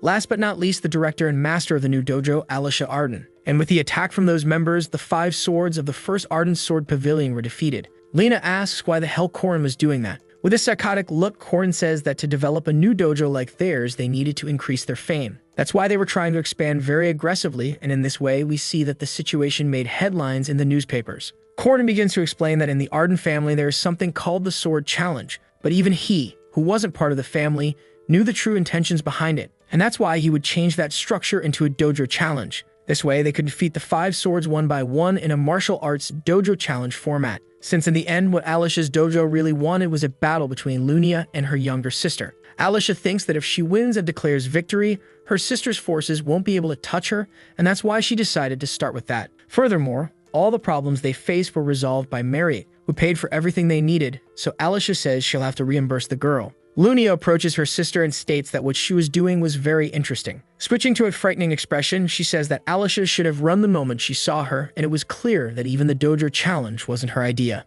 Lunia also shows that she knows the one who set up and planned everything was Korin Locke, and at that moment the boy arrives calling for Alicia. The youngest daughter of the Ardens questions whether she could really defeat her sister, so she begins to speak that to the master of the Arden Sword Pavilion, Lunia Arden. She would like to propose a friendly duel as the new master of the Arden Dojo. The black-haired girl seems to agree but leaves a warning. She says she doesn't use training swords or non-lethal weapons, and Alicia already knew that, and she simply replies that she was prepared. Then finally the two face each other, and the time is settled that sisterly fight had finally come. Marriott analyzes the duel and thinks that even if she fought at full strength in her vampire transformation, she still might not be able to handle Lunia. Because of that, she asks Korin if Alicia was really ready, and the boy replies that he believed in his comrade. Dunalev then concludes that if Korin believed in Alicia, she did too. Lumia throws a bag of money to our protagonist, who replies that it was too much for a dojo maintenance fee. However, as she charges at her sister, Lunia responds that it wasn't for that. The young woman reveals that the amount was for reconstruction costs,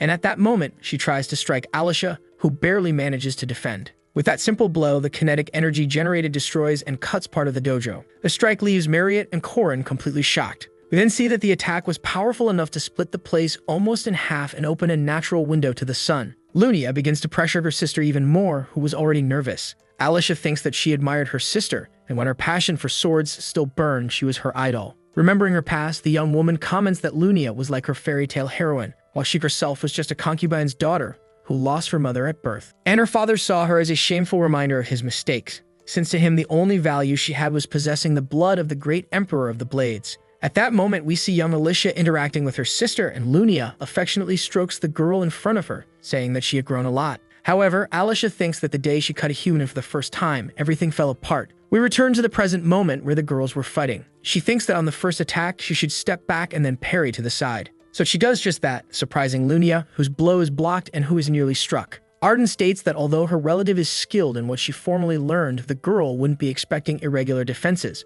But suddenly, Lunia demonstrates all her talent, attacking her sister and throwing her far away. After that blow, the black-haired woman comments that Alicia's footwork was still as sloppy as ever. Arden seems irritated by that comment, but soon lets it go, and then thinks she should use her speed to confuse Lunia's line of sight. Then, in the blink of an eye, she disappears from her current position and charges at her opponent. The girl uses the third form of lunge, the lightning ability, and appears behind Lunia. However, the Pavilion Master manages to detect that approach and quickly counterattacks the strike. Alicia barely dodges but doesn't give up and once again throws herself at her enemy. She wraps her arms around Lunia's body and restrains her sister, but that wasn't enough. Before falling backward, Lunia executes a suplex, throwing her sister away and rising back up. Immediately, she takes on an extremely hostile stance. After that, the woman lands a kick on Alicia's face while calling her stupid. Preparing to finish the fight with her sword, Lunia asks if Alicia really thought she could defeat her with those useless tricks. However, the younger sister didn't seem willing to give up and quickly recovers, defending herself. Alicia seems to read her sister's movements and realizes that she's going to use the Mekiaza ability. And upon seeing she was right, the girl thinks that everything was going according to what Losh had said,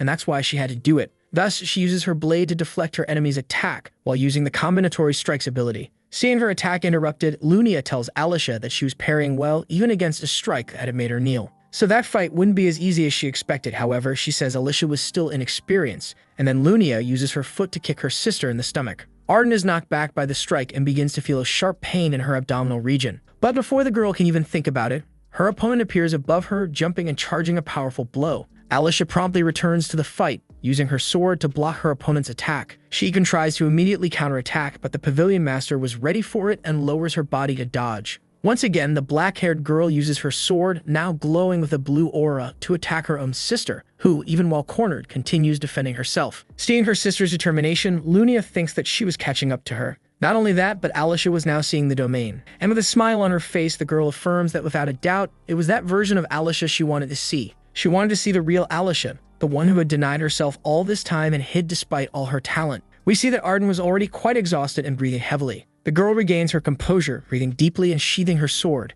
Lunia says in her head that her sister had already realized that victory wasn't 10 steps away. It was only one, and that's why she would respond properly. The girl takes a firm stance, emanating a strong aura, and then asking Alicia to attack. On the other hand, Alicia doesn't seem intimidated and does the same. Thus, the two relatives charge at each other in that fiercely unfolding battle. As she advances, Lunia thinks that what her sister was seeking to reach was her, and in a flashback, she sees Alicia saying that one day she wanted to be a swordsman like her sister. But now Lunia realizes that Alicia was drawing inspiration from Korin, and at that moment, we can see the girl's expression. A simultaneous strike from both swords occurs, and a micro-explosion can be seen. During that microsecond when time was frozen, Domain Rupture was used by Alicia, who made a massive slash. Before they could see the outcome of the battle, an explosion occurred, blocking Marriott and Korin's view of the fight. Marriott was completely terrified by it and questioned whether it was already over. Then we see that the victor had already been decided, but a curtain of smoke prevented us from seeing who it was. After the smoke cleared, it became clear that Lunia was on her knees on the ground and Alicia was standing.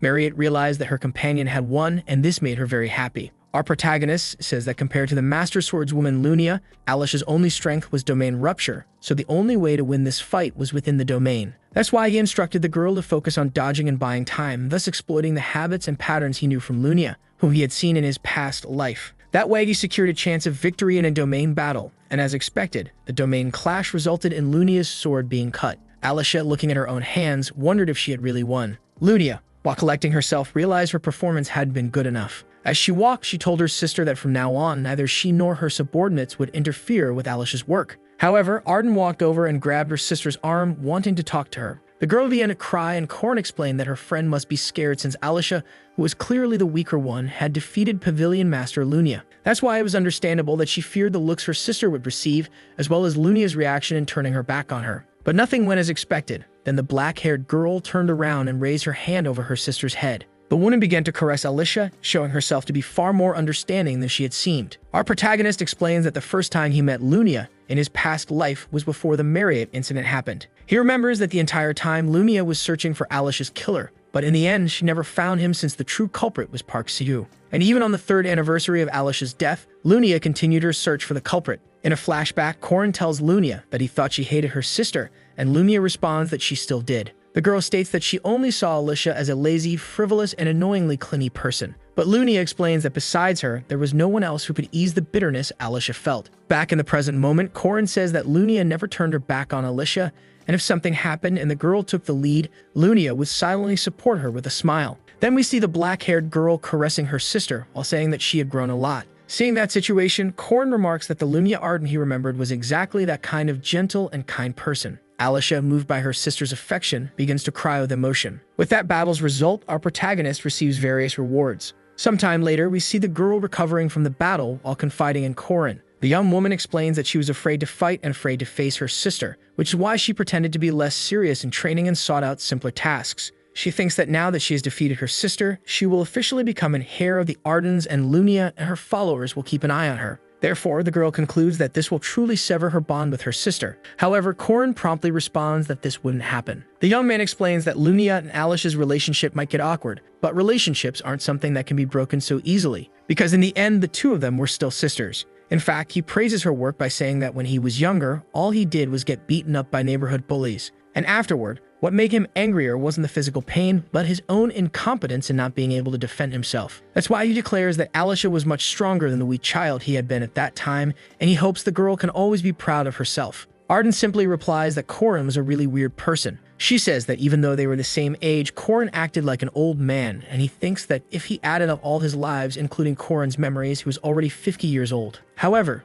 changing the subject, Alicia thanks him for today's incident. While stretching, she also thanks him not only for that, but also for the help he gave in the forest as well. This way, Arden reveals that she also remembers it was him who helped her in the forest that day and saved her life. Korin asks how the girl knew, and she reveals it was because of his voice and the belt that had remained with her. But the young man replies that it was the first time she had actually thought. Sighing, Locke comments that now that she knew he couldn't lie anymore, and the girl responds that she was very grateful to him. Arden also mentions that if the boy had something to ask for, she would do it, and Korin then asks that they become friends. The young girl starts getting extremely shy and accepts but gets tangled in her words, not knowing what to say. Korin, happy, simply states that he wanted to get along with her and calls her a friend. The girl agrees and also replies, saying she's happy to have someone so reliable as a friend. Then the protagonist says that punishments await those with evil hearts, while a bright future awaits those with good hearts. Locke says that's why he hopes there will be better choices for those children in the future, and that they succeed in life. We then move to Isabel, Mariette's friend, and the girl is saying she's been feeling a disturbing worry these past days.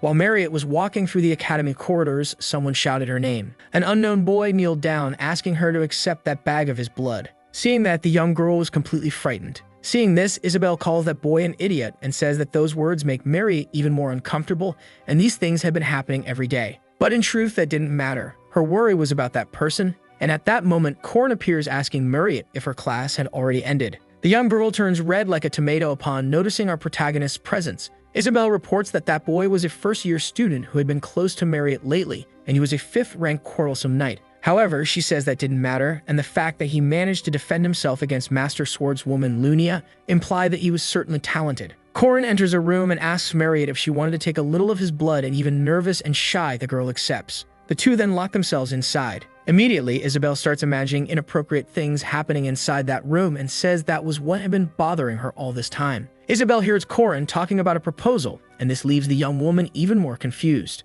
We see that nothing inappropriate was actually happening, and Korin was just telling Mariette that instead of rebuilding the dojo, he wanted to set up an inn. Hearing all that, Isabel asks if that idiot was trying to make a deal with Mariette and who he thought he was. Later in the training room, Alicia asks Korin if he was training again today, and the young man replies that he was practicing basic and endurance exercises. The girl says he was very dedicated, and the boy retorts that the basics are crucial in everything. Alicia then says she wants to join Korin and Isabel while watching all that like a spy, realizes that the girl was the second daughter of the Arden family. Korin gives his friend a voucher, and the girl immediately notices that it was a voucher from the Sandopada restaurant. The spy thinks that this restaurant is known as the best dating spot, and after seducing Mariette, that boy was after another girl. But at that moment, the girl ends up slipping from where she was hanging. A noise can be heard and Alicia seems to notice it, but Corin just ignores it. Isabel, ignoring her fall, reports that that boy not only flirted with two girls, but was also talking about money again with one of them. The next afternoon at the Horan restaurant, Corin and Horan were eating together,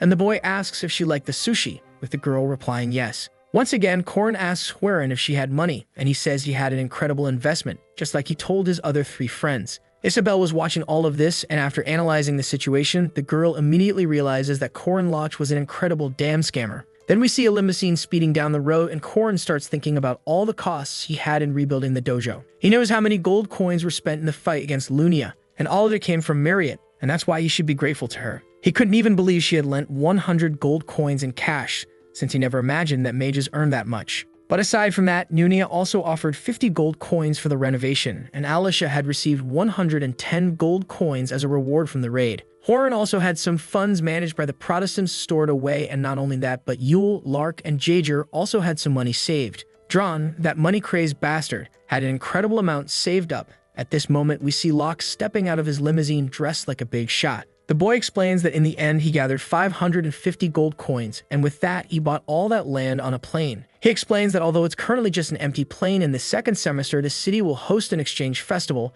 with another academy called Bora America. And the lodging season will be massive, and it would bring in a lot. After all, he was a possessor and a regressor, and knowing the future meant he had to use information to his advantage, and he was going to sweep all the money from that world. At this moment, the young man reveals himself dressed in a striking suit. Back at the academy, Aryu states that the stance of the Catholic Church, the royal family, the Mage Tower, and the association toward their school wasn't very good. But he comments that it wasn't something they couldn't resolve, and Josephine replies that her order would support Aryu's decisions. The director says he would be taking a leave for a while, and Josephine offers to go in his place. But the man responds that the Catholic Church wouldn't be a pleasant place for her. Thus, he asks the young woman to take care of that place while he's away, and if anything happened, to contact him urgently. Josephine then takes on a new posture. The young woman starts reviewing the papers and realizes that the experiment on the vampire's regenerative power was rejected, and the permission to build a third laboratory was postponed. After signing those papers, she notices something from Locke. Upon reading the document the boy had submitted,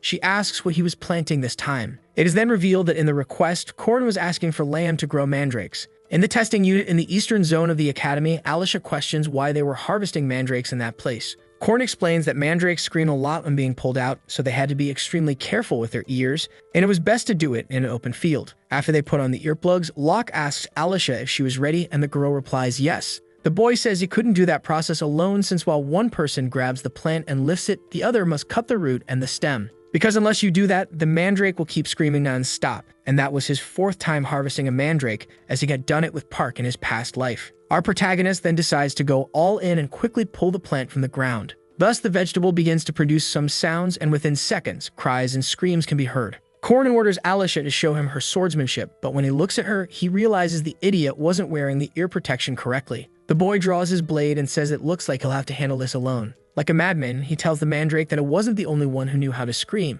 and then the young man starts screaming back at the creature. He then quickly hurls the vegetable into the air, cutting its root and stem off. Immediately, the mandrake stops making sounds and falls defeated. Furious, Corin yells for Alicia to wake up while saying he brought her there to help him, but the girl was being completely useless. While staunching the sacrament in his ear, the boy thinks that he wanted to harvest the silver mandrakes, but he feels like he'll pass out if he does it alone. Suddenly, someone calls out to Corin, and the boy thinks he put up a no-entry sign, so he wants to know who it is. Immediately, the young man recognizes Marriott, questioning if the girl didn't have some tests scheduled in the center. The girl replies yes, but it was too noisy, so she bailed, and Corin notices she had jumped from the 12th floor. Emitting a murderous aura, Marriott asks what the two of them were doing together, and Corin simply replies that they were harvesting mandrakes. Marriott asks if the boy was planning to harvest the others too, and he replies that he was, but he would rest before doing so. However, the girl promptly volunteers to do it for him, but Corin tries to refuse. Yet our protagonist realizes it's already too late because Marriott had already pulled the mandrake from the ground.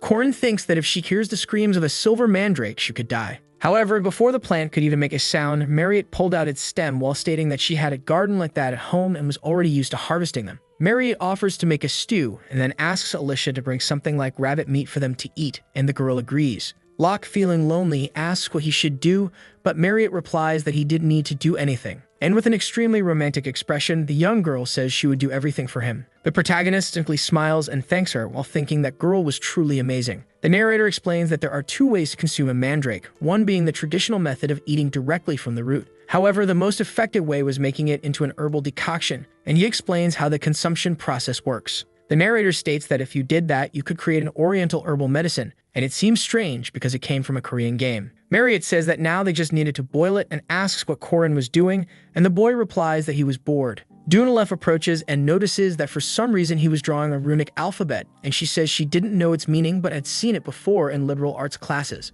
The young woman asks him where he had learned it since that alphabet was already extinct, and Korin replies that his master taught him. In his mind, he comments that until a year ago he learned runes and spear techniques from her, as well as martial arts and the original runes she left behind. Besides that, he learned the methods to master martial arts, but the original runes were different because just knowing them didn't mean you could use them. That meant original runes are acquired and engraved into the body, a power that could only be used by one person. Furthermore, one of the final boss's items was to collect and possess an original rune, and although his master tried to pass the original rune to him, she died before doing so because of him. Marriott grows curious and asks who Korin's master was, but the boy replies that his master was a normal person you could meet anywhere, a normally kind person who gave her best. After hearing that, the blue-haired girl seems to become sad, commenting that Korin spoke very fondly of her. Forgetting that, the girl decides to change the subject and asks if he wants some potato, and Korin promptly replies that he hasn't eaten yet. Marriott says she had brought some, and at that moment she calls out to Diaku, and suddenly the vampire dog made from the blood orb appears beside Korin with a basket. Seeing this, our protagonist realizes that Marriott had completely fused with her orb, and she credits that success to her companion since Korin shared his blood with her. The girl also calls the creature cute, which makes the little dog very happy. However, ruining the mood, Locke says that since the dog was made of blood, half of the creature's blood came from him, and that technically made him the father of the blood orb. She then calls Korin the father of Diaku and asks the boy why he didn't play with the puppy, and the protagonist seems a bit confused by the situation. But before he can react, the dog starts playing with its father. While being attacked, the boy thinks that one-year-old vampire dog was more energetic than he imagined. Besides that, he had to play with the animal until his energy ran out, and at that moment, we see that the soup was ready. While Korin was eating the food, Alicia asks Marriott why the boy was so worn out, and the girl reveals it was because he had played with Diaku. Thus, having ingested the mandrake herbal decoction, the boy's mana capacity is increased. Korin also shares the decoction with his friends since drinking it more than once wouldn't increase the effect. So he also considers sharing it with his other friends like Lark, Yule, and Jaeger. Besides that, the boy mentions that there was still one more thing left, the silver mandrake. So he decides to eat it by the root, doing so immediately, and with that, the system notifies that the boy's aura core has been created. The boy explains that the aura core is a vessel for storing a knight's aura, and in his mind, he thinks that when his aura rank gets higher, he could obtain more cores. Upon declaring that he now had an aura core, Marriott and Alicia are impressed as they see the aura the boy was emanating. Korin mentions that just having that effect from a silver mandrake was incredible, and Alicia recommends that he consume the golden one soon, but the boy says he would do that later. Alicia recalls that consuming so many herbs at once isn't good, and Korin agrees in his head but comments that that wasn't his real reason. Elsewhere, we see a professor talking about the 5th-ranked knight Korin locked. The man states that the classification of that student needs to be re-evaluated immediately. All the academy professors begin discussing Korin and some doubt the boy's abilities. Fermax states that Korin Lord directly faced Master Swordswoman Lunia Arden, even if just for 3 minutes. Upon hearing that, the higher-level professors who didn't witness the fight seem to underestimate him and say that she must have gone easy on him. However, old Heyman, who had requested the re-evaluation, says that's a lie. He asked the professors present who watched the fight if any of them thought Lunia went easy on Korin, and the young man promptly realizes that none of those who had actually seen the battle agreed with that. Another professor says that raising Korin's rank based on one test is insufficient, and without results in accordance with the regulations, it couldn't do anything. Heyman concludes that they should leave the official ranking evaluation to the association, but they would have to deal with the student's academic schedule. And one responsible professor would need to accompany him, and the others around agree that since Heyman was the one who requested it, he should take charge, and the man seems to accept. Professor Fermac, on the other hand, was ignoring everything happening while thinking about Locke. He thinks that even rank 5 seems exaggerated based on his data, but the duel with Lunia was undeniably impressive. Furthermore, that spear technique, no matter how he looks at it, was that person's technique. That's why in his mind he concludes there's a need to assess him again. Elsewhere, we see Alicia greeting Korin. The young woman asks if she could sit next to the boy since they were in the same class, and even if bothered, the boy accepts. However, he warns that that seat belonged to Jaeger, and at that moment, the blonde boy arrives, intimidating Alicia. The boy didn't want to fight, and even though she offered to move, Jaeger simply replies that she could stay there while he jumps to the seat in front. However, Korin looks at Jaeger and notices that for some reason,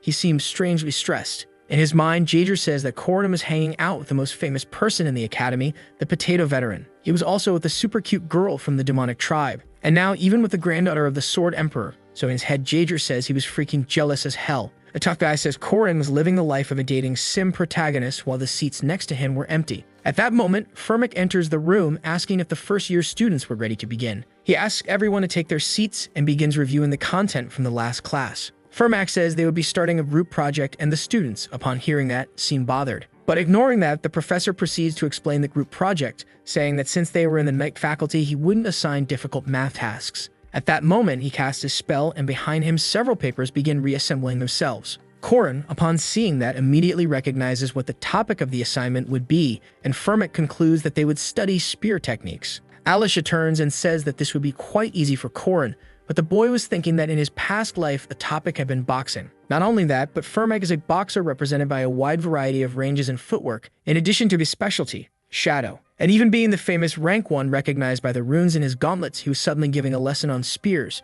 and he was definitely sharp. At that moment, our protagonist realizes that his professor was literally trying to test him. Firmac informs them that this group project will involve the selection and research of a specific type of spear technique. One of the students asks the professor if that wouldn't favor the students who use that weapon, but Firmic says he would take that into account in his evaluation. He also declares that each group will be formed with 4 members, and that the group members will be selected randomly. Korin in his mind reports that people say group projects are to stimulate and assess student cooperation. But in reality, only one person does the work while the others just rely on you. As an example, we see a conversation between 2 people about a group project in which one of them was making lousy excuses not to contribute. Korin thinks that he did group work with several lazy people and says he experienced that during his 4 years as a physical education student and for 3 years at Merkaba Academy, but this time would be different. At that moment, we see that his group is made up of Jaeger, Huiran, and Alicia. The boy starts talking about his group and mentions that Jaeger is a 3rd-rank knight with decent judgment and good at following orders. Alicia is a fencing prodigy and incredibly strong and will be able to learn physical movements easily. The last member was Huiran,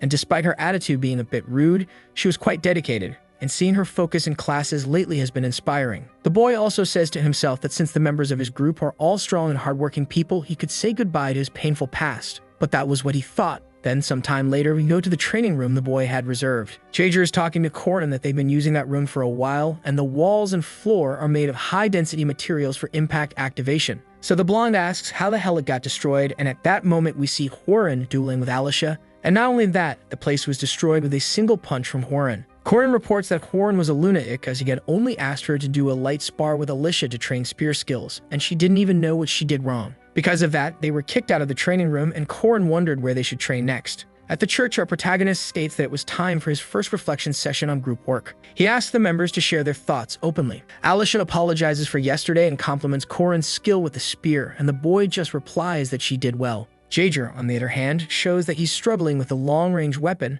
but Korin also praises him. However, when he turns to ask Huiran, he notices the girl was carrying wine and some biscuits. She says she wanted to eat, and Korin thinks that there's a similar culture, perhaps due to the blending of various earth religions in that world. Huiran also explains that it was the blood and flesh of the saint, and that it was a mandatory weekend task. Korin asks if the girl was training to be a nun with the Protestants, but the woman replies that it wasn't because she wanted to. However, Locke says the girl should read the scriptures as there's a lot to learn from the stories of those called saints and holy women. And even if the church had some outdated views, the teachings spoke of good things. Like love, since in the Bible it says you should love yourself, those around you, and your neighbor. Huiran doesn't seem to care much about that, but Alicia replies that that teaching was really very good. But changing the subject, one of them asks Huiran if she knows the reason for yesterday's failure. The girl shamelessly replies that her teammates were too weak. She declares that they are weak, and even if she uses just a little force, they break, and even if they practice those things, the weak are weak and the strong are strong. However, Korin stands up angrily saying the girl was wrong, and he retorts that this is an opinion only the truly strong can express. As the shameless person he is, Korin proposes a bet and declares that within 1 minute he would make Huiran kneel, and if that happened, she would have to pay for dinner that night. The girl also accepts but says she didn't want a reward since she knows someone is going to get hurt in that battle. Now in the arena, the two face each other. Korin says they would begin the fight at Jaeger's signal, and the blonde was confused, questioning how that even happened. But the boy decides to obey and tells them both to get ready. Huiran and Korin face each other with a sharp gaze. Finally, the boy gives the signal, and as he charges, Locke says that from the start, he would use his secret martial arts, one of which was his highest ranked technique. The boy uses an ability, releasing a purple aura with his spear and striking Hworin. However, he realizes that she defended herself like it was nothing, and she really was as good as she claimed to be. Therefore, he would go for it, so the boy strikes his opponent with a tiger wind strike. But he immediately realizes that his spear had been shattered. Upon noticing that his opponent was empty-handed and unarmed, the nun charges toward our protagonist. However, with a smile on his face, Hworin comments that she was definitely good at destroying things. Even with Hworin attacking several times, the young man manages to use his body movement to dodge. He starts mocking his opponent, asking what her problem was since she couldn't land a single hit. The girl prepares to curse but can't think of anything, and just calls Hworin annoying. She begins preparing a right punch while warning Hworin to dodge it or he would die. Our protagonist thinks that if he got hit by that, he'd be hospitalized for a month, and according to Hworin's advice, he needed to dodge. But he wasn't going to do that, so he starts forming a ball of energy in his hand to block, and the boy uses it to defend against his opponent's strike. The boy says to himself that even though he blocked it perfectly, it felt like all of his muscles were about to tear. Seeing that, Hworin asks how the boy had blocked her attack instead of dodging. However, immediately after, she falls to her knees and Hworin appears behind the girl, leaving Jaeger and Alisha impressed and confused. Our protagonist seems very excited, smiling, declaring that the girl had knelt. Irritated, Hworin turns around saying they should go again, but mocking her. Hworin refuses, saying he won and wouldn't fight again. Because of that, she gets even more furious, asking him to fight again. While mocking her and refusing, the boy says he could hear her trembling and Hworin was angry and frustrated. A few days later, Hworin explains that it took a bit, but he successfully managed to stop the rebellion of his group members. He thought that now he could slowly teach them to master the spear and prepare for the presentation, but then he received a note from Hworin saying she was sick. The young man says to himself that that was a lie, and since she wanted to play it that way, he was going to take action. Because in that case, the group project problem solver would have to use his secret weapon, and suddenly someone welcomes Hworin. Our protagonist places a table full of food in front of the girl, saying that she could eat. However, if she ate anything there, she'd be admitting that she wasn't sick anymore. He asks if the girl could really refuse, pointing at a fish fillet. The girl gives in to her cravings and starts eating, thus revealing that she really wasn't sick. That way, he starts talking to her and asks how long she thinks his chef took to prepare that dish, and the girl replies it was just half an hour. However, the young man reveals that it was 10 years, because finding the right ingredients, handling them, and preparing everything takes about 10 years. Hworin asks where the boy was going with that, and he says it took him 3 years to become good enough at martial arts to make her kneel once. In other words, her favorite fish and his martial arts had similarities from selecting the right ingredients to the posture they take when attacking, because everything starts with the smallest of the smallest details.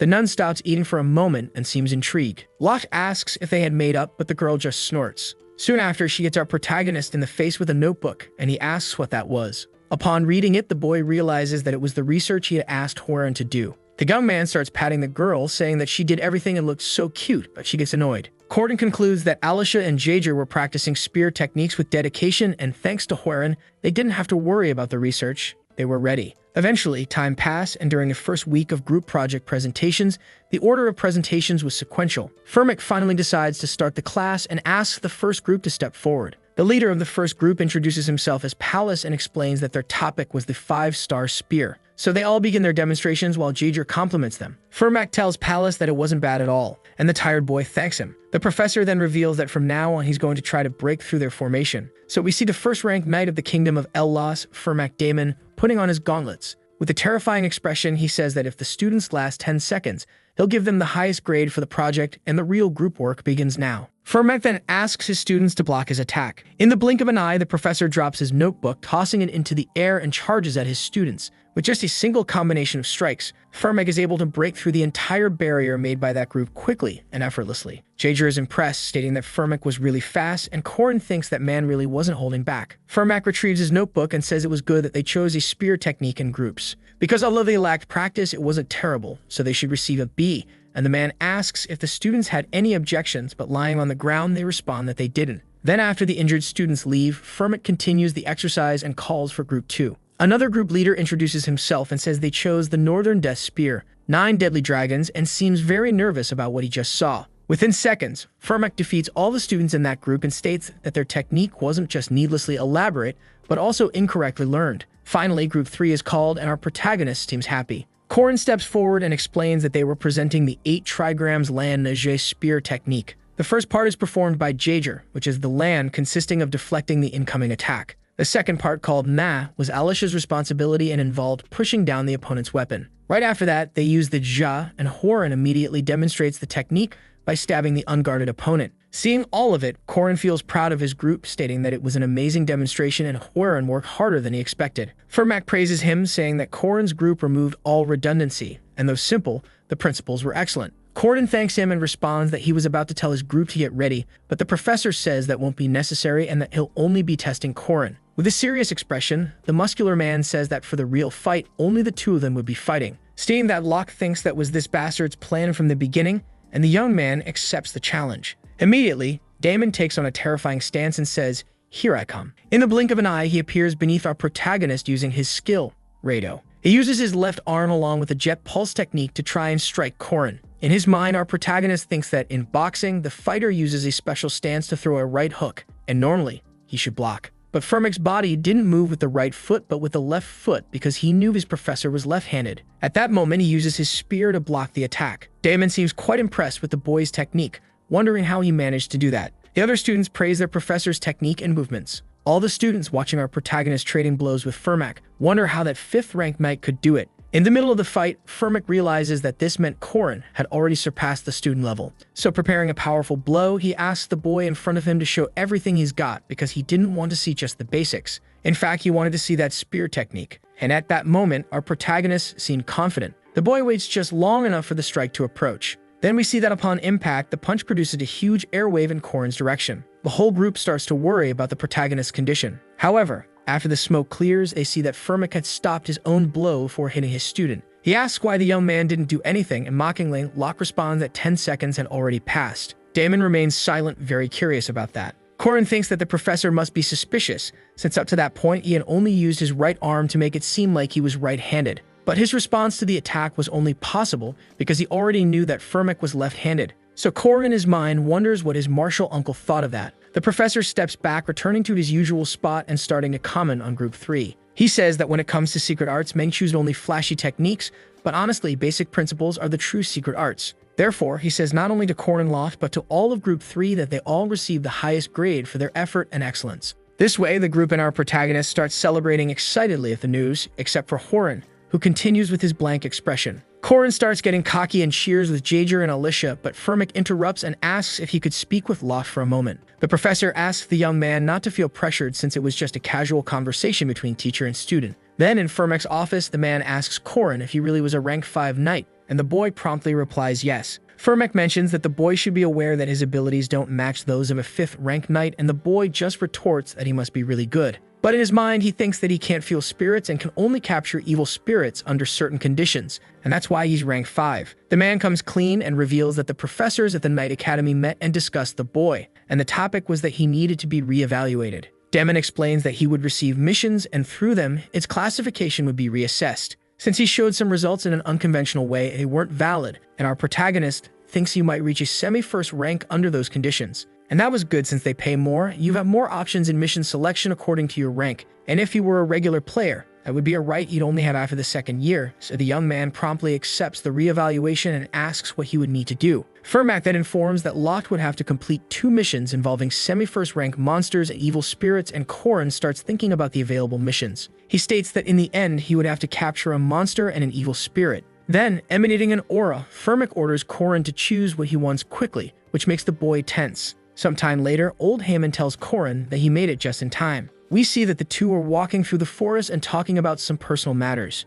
Boasting, Haman says he will tell some stories that happened when he was in the West to the boy. The old man explains that Korin's first hunt would be a first-rank monster located in the western mountains of the city, namely the 2-headed ogre. He then shares some information about the ogre, and Korin says that normally such a creature would be first rank, but since it was still young, it was classified as semi. So the boy concludes that he couldn't launch a frontal attack since it was also raising hunting dogs. Haman concludes that what guardians need isn't just brute strength, and that's why he will evaluate everything in Korin, and we go straight to the western mountains of the city. Korin reports that neither old Haman nor the association staff who came as a precaution will help him and will only intervene if it becomes very dangerous. Haman asks Korin to tell him the results of his analysis. The boy responds that judging by the footprints around, there are signs that both the ogre and the hunting dogs are traveling together, and without a doubt, that would be dangerous. The boy also mentions that there were only 3 hunting dogs, but Haman says there were only the tracks of 2 4-legged animals following the ogre's steps. Locke replies that one of them seems to be female and seems pregnant, as besides the tracks, there are signs of a beast being dragged.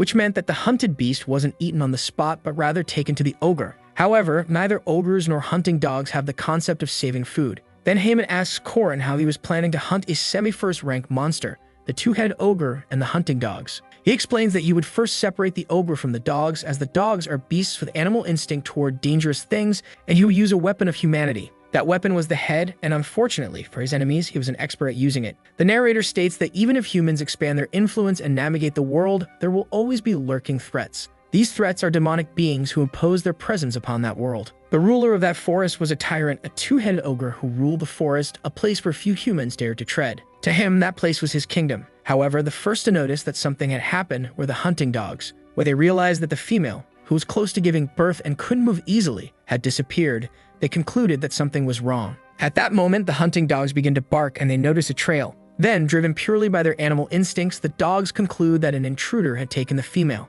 After realizing that his mate, along with the pups, had been kidnapped, the ogre expressed his fury, and the roar of rage from the ruler of the forest made the forest tremble. The two males, twisted in hatred, declared in their dissonant voices that they must pursue and rescue the female. For being weaker, she needed to be protected. The hunting dogs followed the scent trail of the kidnapped female with the ogre close behind, and the female's scent grew stronger. They could even smell the intruder. As always, there was nothing in the forest that could stop them, and now was time for the foolish intruder to pay the price for disturbing the rulers of that place. And finally, the tracking ended, and what they witnessed was the female still whimpering sadly. The female rubbed her nose and checked if her mate was okay, still shocked by everything that had suddenly happened. While they tried to help the female escape, something happened the moment they tried to break the ropes that were holding her. Suddenly, as the female was pulled, a wooden tower fell from the sky, piercing and finishing her in an extremely cruel manner. Next, another log appeared, heading toward the female's mate without giving him a chance to react. The two were quickly impaled and thrown far away, finished together as a couple.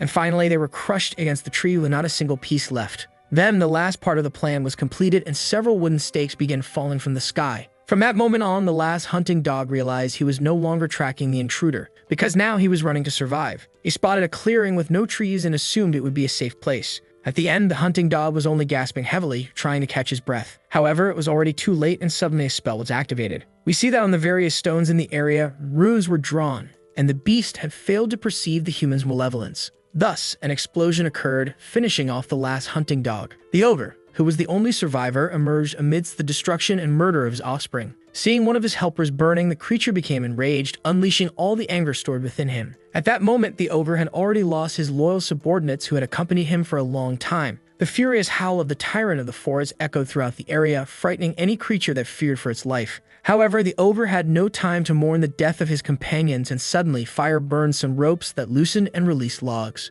However, he easily deflected the attacks, since such a mere trap could never touch the tyrant, because this figure was truly the ruler of the forest who struck fear into anyone. But he still didn't know that the hunt was only beginning, and at that moment, Cornlock appeared behind the monster just to observe him. The narrator explains that the ruler of the forest, the two-headed ogre, was also a natural-born hunter. One of the heads had good vision, while the second head had a strong sense of smell, and together, they worked to avenge the hunting dogs. He began to pursue the tracks left by his prey, and it wasn't hard because, in truth, there were so many tracks that it was absurd, since a fool who couldn't even hide his scent had defeated those unstoppable dogs. But against his expectations, on the first day, the ogre couldn't find his prey. There were definitely tracks, but even after persistently following them, he couldn't find him, and even when it seemed like he was on the verge of capturing Korin, he failed, and while camping after setting aside his unhappy feelings, he was ambushed. Suddenly, a stone with another rune engraved appeared before him. That was an attack that would have caught him off guard if one of the heads hadn't been alert, and the second ogre head awoke to the sight of hailstones falling from the sky. He quickly used his firepower and wooden club to deflect the powerful blows and defend himself. The ogre was only grazed by some pieces of hail, and it was an attack with no other purpose than to catch him off guard. But there were other continuous attacks after that, and whenever he was about to fall asleep, the hailstones fell again. After experiencing this a few times, he simply wanted to ignore it because it wasn't anything serious, and that's when flaming stones flew near him and began to burn. Despite his pursuit and the chaos that occurred at night, the prey continued, showing only ambiguous traces and, in the end, never revealed itself. And 3 days passed like that. It was then that the ogre finally realized that he was actually the one being hunted. And when he realized that his position as hunter had been reversed and that he had become the prey, only fury and grief remained. But suddenly he heard a voice, and the source of that fury finally appeared. Korin, while yawning, comments that enough of all this effort just to catch that monster. The ogre howls in hatred, unleashing all the bad feelings he had accumulated over these days. He promptly charges at Korin to kill that guy and avenge his companions and himself for what he had endured. However, Korin is not intimidated and also heads toward his opponent. The young man jumps into the air while spinning his spear. The ogre concludes that the moment Korin lands, he would use his 2-meter-long eucalyptus club and send that small body flying. However, our protagonist uses his skill, Intent of the Pagoda Tree Mountain. By using the mega hit technique, he throws his weapon toward the ogre. The ogre is shocked to see that, and being very weakened, the creature is unable to react. Thus, the weapon pierces and tears off part of the poor monster's body. The monster begins to howl in pain with nowhere to run. However, it was already too late and Korin begins to use another of his abilities. He uses the Primordial Chaos Palm and strikes the ogre's chest. That attack, coming from a small insect toward the tyrant, seemed like nothing. However, it was enough to bring an end to the tyrant who once ruled the forest, now prey to a human. Korin, retrieving his spear, thinks that after filling his aura core, he didn't even get to use it in that fight, and that was very tedious. Our protagonist, in his mind, wonders if Marriott was okay. 3 days ago, Korin asks how much Marriott trusted him. The shy girl replies that she would trust the boy even if he said he was going to make kimchi using only potatoes. But going further, Korin asks if she trusted him that much and how far she was willing to go with him, and the girl becomes even shyer. After getting covered in blood, she starts yelling that she would go to the end with him, and Locke says he had a plan and needed her to complete it. Our protagonist decides to explain his plan and begins to say that starting tomorrow, she and Alicia would do something, but the girl interrupts him. Annoyed, the girl says that if it was necessary for the plan, why was that girl involved too, and that leaves the boy thoughtful. While Dunalef is bathing, the narrator says that although she's a veteran guardian and a special vampire, she was still a young girl. And the choice of words by Korin Locke, which could easily cause a misunderstanding, was enough to make her heart tremble. But the girl was not a fool. She could see that the boy always seemed one step ahead, planning and acting before anything happened, like the day he saved her. She was not ungrateful but wanted to understand how much that boy knew, and she couldn't help but have several doubts. However, since she had fallen in love, she had become quite blind. The reason why mages want to become professors at the academy is the incredible collection of books in the Great Library of Merkaba and its enormous research building. In that place, the best ingredients one can find are there, a kind mages only dream about, including special monsters that cannot be killed and can only be sealed. Thus, we see Dina talking about a giant boar that devoured a mine. Fermac tells Dana that research was based on the alpha characteristic of the special entity, and he wanted to write a thesis on the influence of the demon tribe. The two continue talking about this, and the girl seems very happy with Damon's attitude, and to have him there to help, as rune mages are rare nowadays. Damon replies that this happens with a dead language since it's hard to use that in real battle, unless you're a knight like him with a lot of mana. The two professors notice the approach of a young girl, and Dina says she never expected a special vampire to volunteer to help with the experiment. Marriott reveals herself and replies that it was okay to be called a vampire. The narrator mentions that the meeting between the first act's boss, Marriott, and the second act's boss, King of the Iron Mine, was concluded, and the two were creatures known as specials. Haunted House Mission is a simple mission you can choose during the second semester of the original game. But to defeat the rank 1 evil spirit possessing the haunted house, you must complete a puzzle in which you dodge attacks from various household objects. Korin explains that normally he can't sense spirits, but that time was an exception because just like Duke Sabantia, who possessed Lark, the poltergeist phenomenon is when a spirit possesses a building or a house, and that means they exert physical force and cannot simply be ignored. Then we see our protagonist jumping and attacking using his spear to cut the stalk and the top part to separate the root of a tree. Next, he thrusts his spear forward and shatters the terrace window, causing shards of glass to fly in his direction. Soon after, Korin Locke dodges them by sliding and then heads toward the door to start the mission right away. The young man begins to explain everything he had to do while going through the various puzzles scattered throughout the house.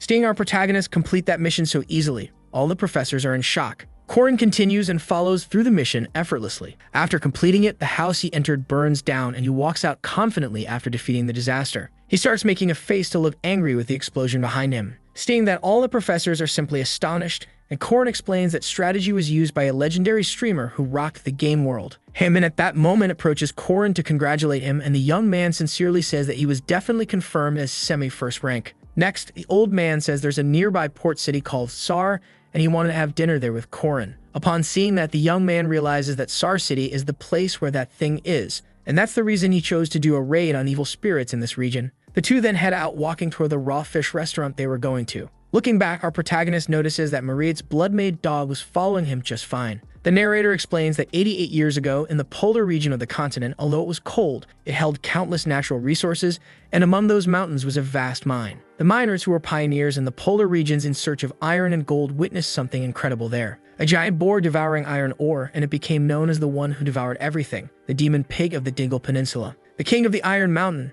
and that was the first sighting of this animal. At this moment, we see Alicia running while wondering why she slept in on such an important day, and the girl begins to recall the instructions Corin gave. The young woman states she couldn't be late now and would need to do what her friend had asked. A few days earlier, Alicia approached Mariette. The girl apologizes for scaring her senior and asks why she had been called. Alicia explains that she came because Doku told her to, and Mariette informs her that Corin asked her to explain the mission this time. Upon hearing that, the swordswoman seems to become shy. Before starting, Mariette offers Alicia something to taste, and Arden promptly accepts. The girl says that if it's good for her body, she'll drink it without hesitation, and so Mariette asks her to take it easy. However, Alicia starts to feel something which scares Mariette, but the girl reveals that it was actually very delicious, almost like a taste of homemade food. The senior, hearing that, seems to get excited and writes everything she needs down on her clipboard. Back to the subject, Alicia asks again what she wanted, and Mariette begins to explain. We see that actually everything that was going to happen was related to the king of the Iron Mountain,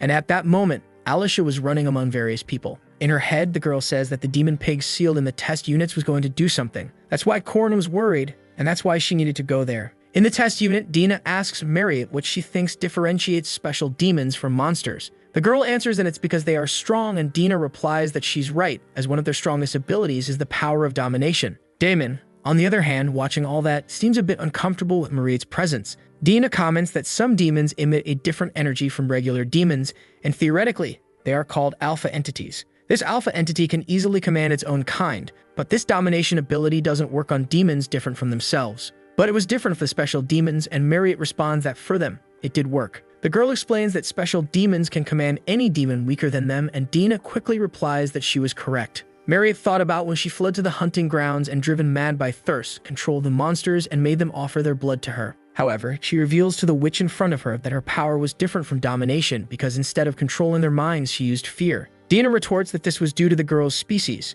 as there were 3 types of demons: monsters, evil spirits, and demi-humans. Mariette, confused, asks if that meant she could control other demi-humans, but Dina replies probably not, since the intellect of that race is high. The teacher decides to end the theoretical conversation and begin the practical one, and she asks them all to bring the boars. At that moment, several scientists begin to walk toward Dana carrying cages containing boars. The teacher says that the objective of that experiment was to see how far the alpha characteristics could go, because if she could control that, humans might be able to control most monsters and spirits, and Mariette tells herself that this was a bigger experiment than she expected. But suddenly, Dina returns to the subject and asks if Mariette managed to make the elixir taste good, and the girl promptly responds that thanks to her, yes. Returning to the important matter, the witch asks if Mariette could try to tame the boars, and the girl agrees. She quickly gives an order to the animals, who stare at Mariette with hatred. All the scientists release the monsters from their cages, and they begin to move toward the vampire. Dunalef issues a command for them to stop, and apparently they obey.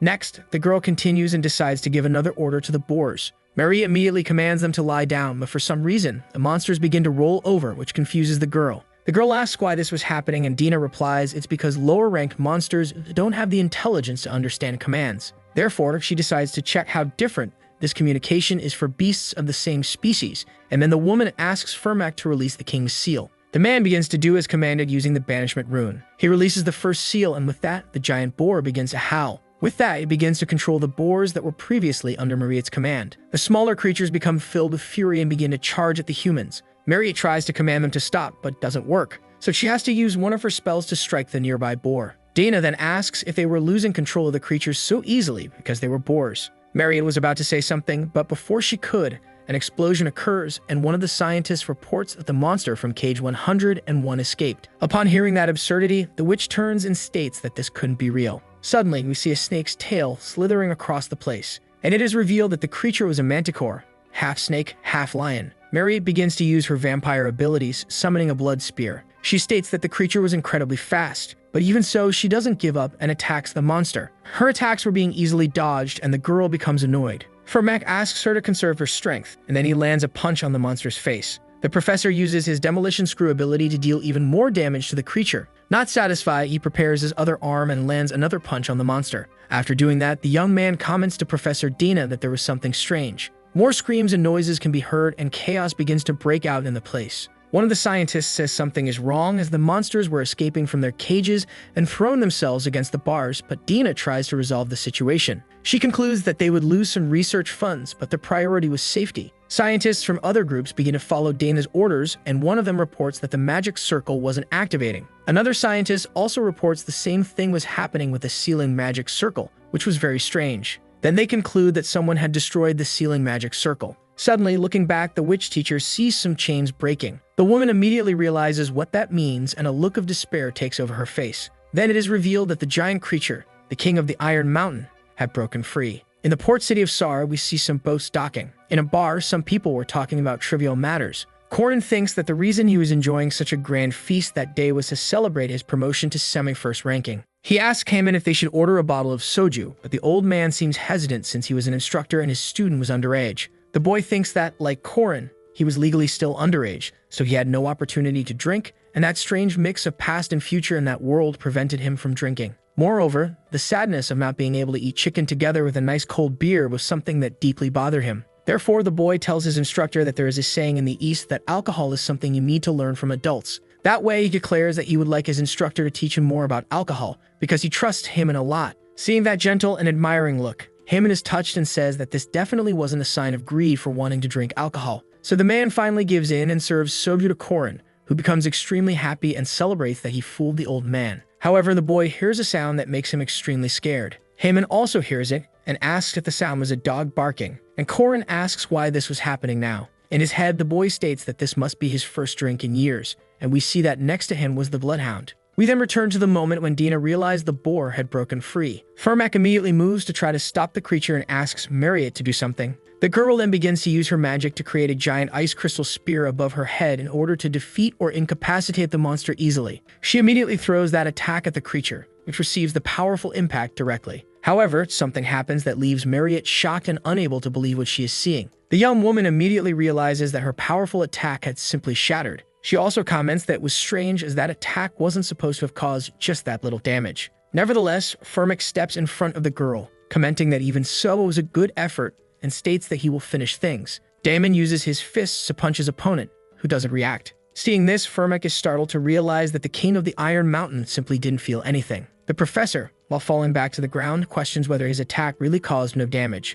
However, the creature wasn't playing around and begins to use a rune, which frightens the human. The boar strikes the man, who is thrown back without even being able to react. Firmak's back crashes into a wall, causing him significant damage. Dina panics when she realizes that with that impact, the wall was destroyed and the barrier system disabled. At that moment, an emergency signal begins to sound, and all the cages holding creatures begin to crack. All the monsters that were imprisoned and sealed inside the cages are released, and complete chaos begins. A voice begins shouting that the Veronic code has been activated and that everyone should evacuate the place immediately. The voice also yells that security must mobilize the spiritual golems, and so the creatures are summoned. A fierce battle between the monsters and the golem team begins without us knowing who might come out victorious. One of the golems advances to try to reveal its enemies. However, the venomous dragon, a rank 1 magical beast, advances and eliminates the poor robot. The King Heron, a rank 1 demonic beast, was also attacking and destroying all the robots it could. Those two monsters, joined by other smaller ones, begin advancing against the defense force. Dina, desperate, realizes that if those monsters escaped the academy, everything would collapse,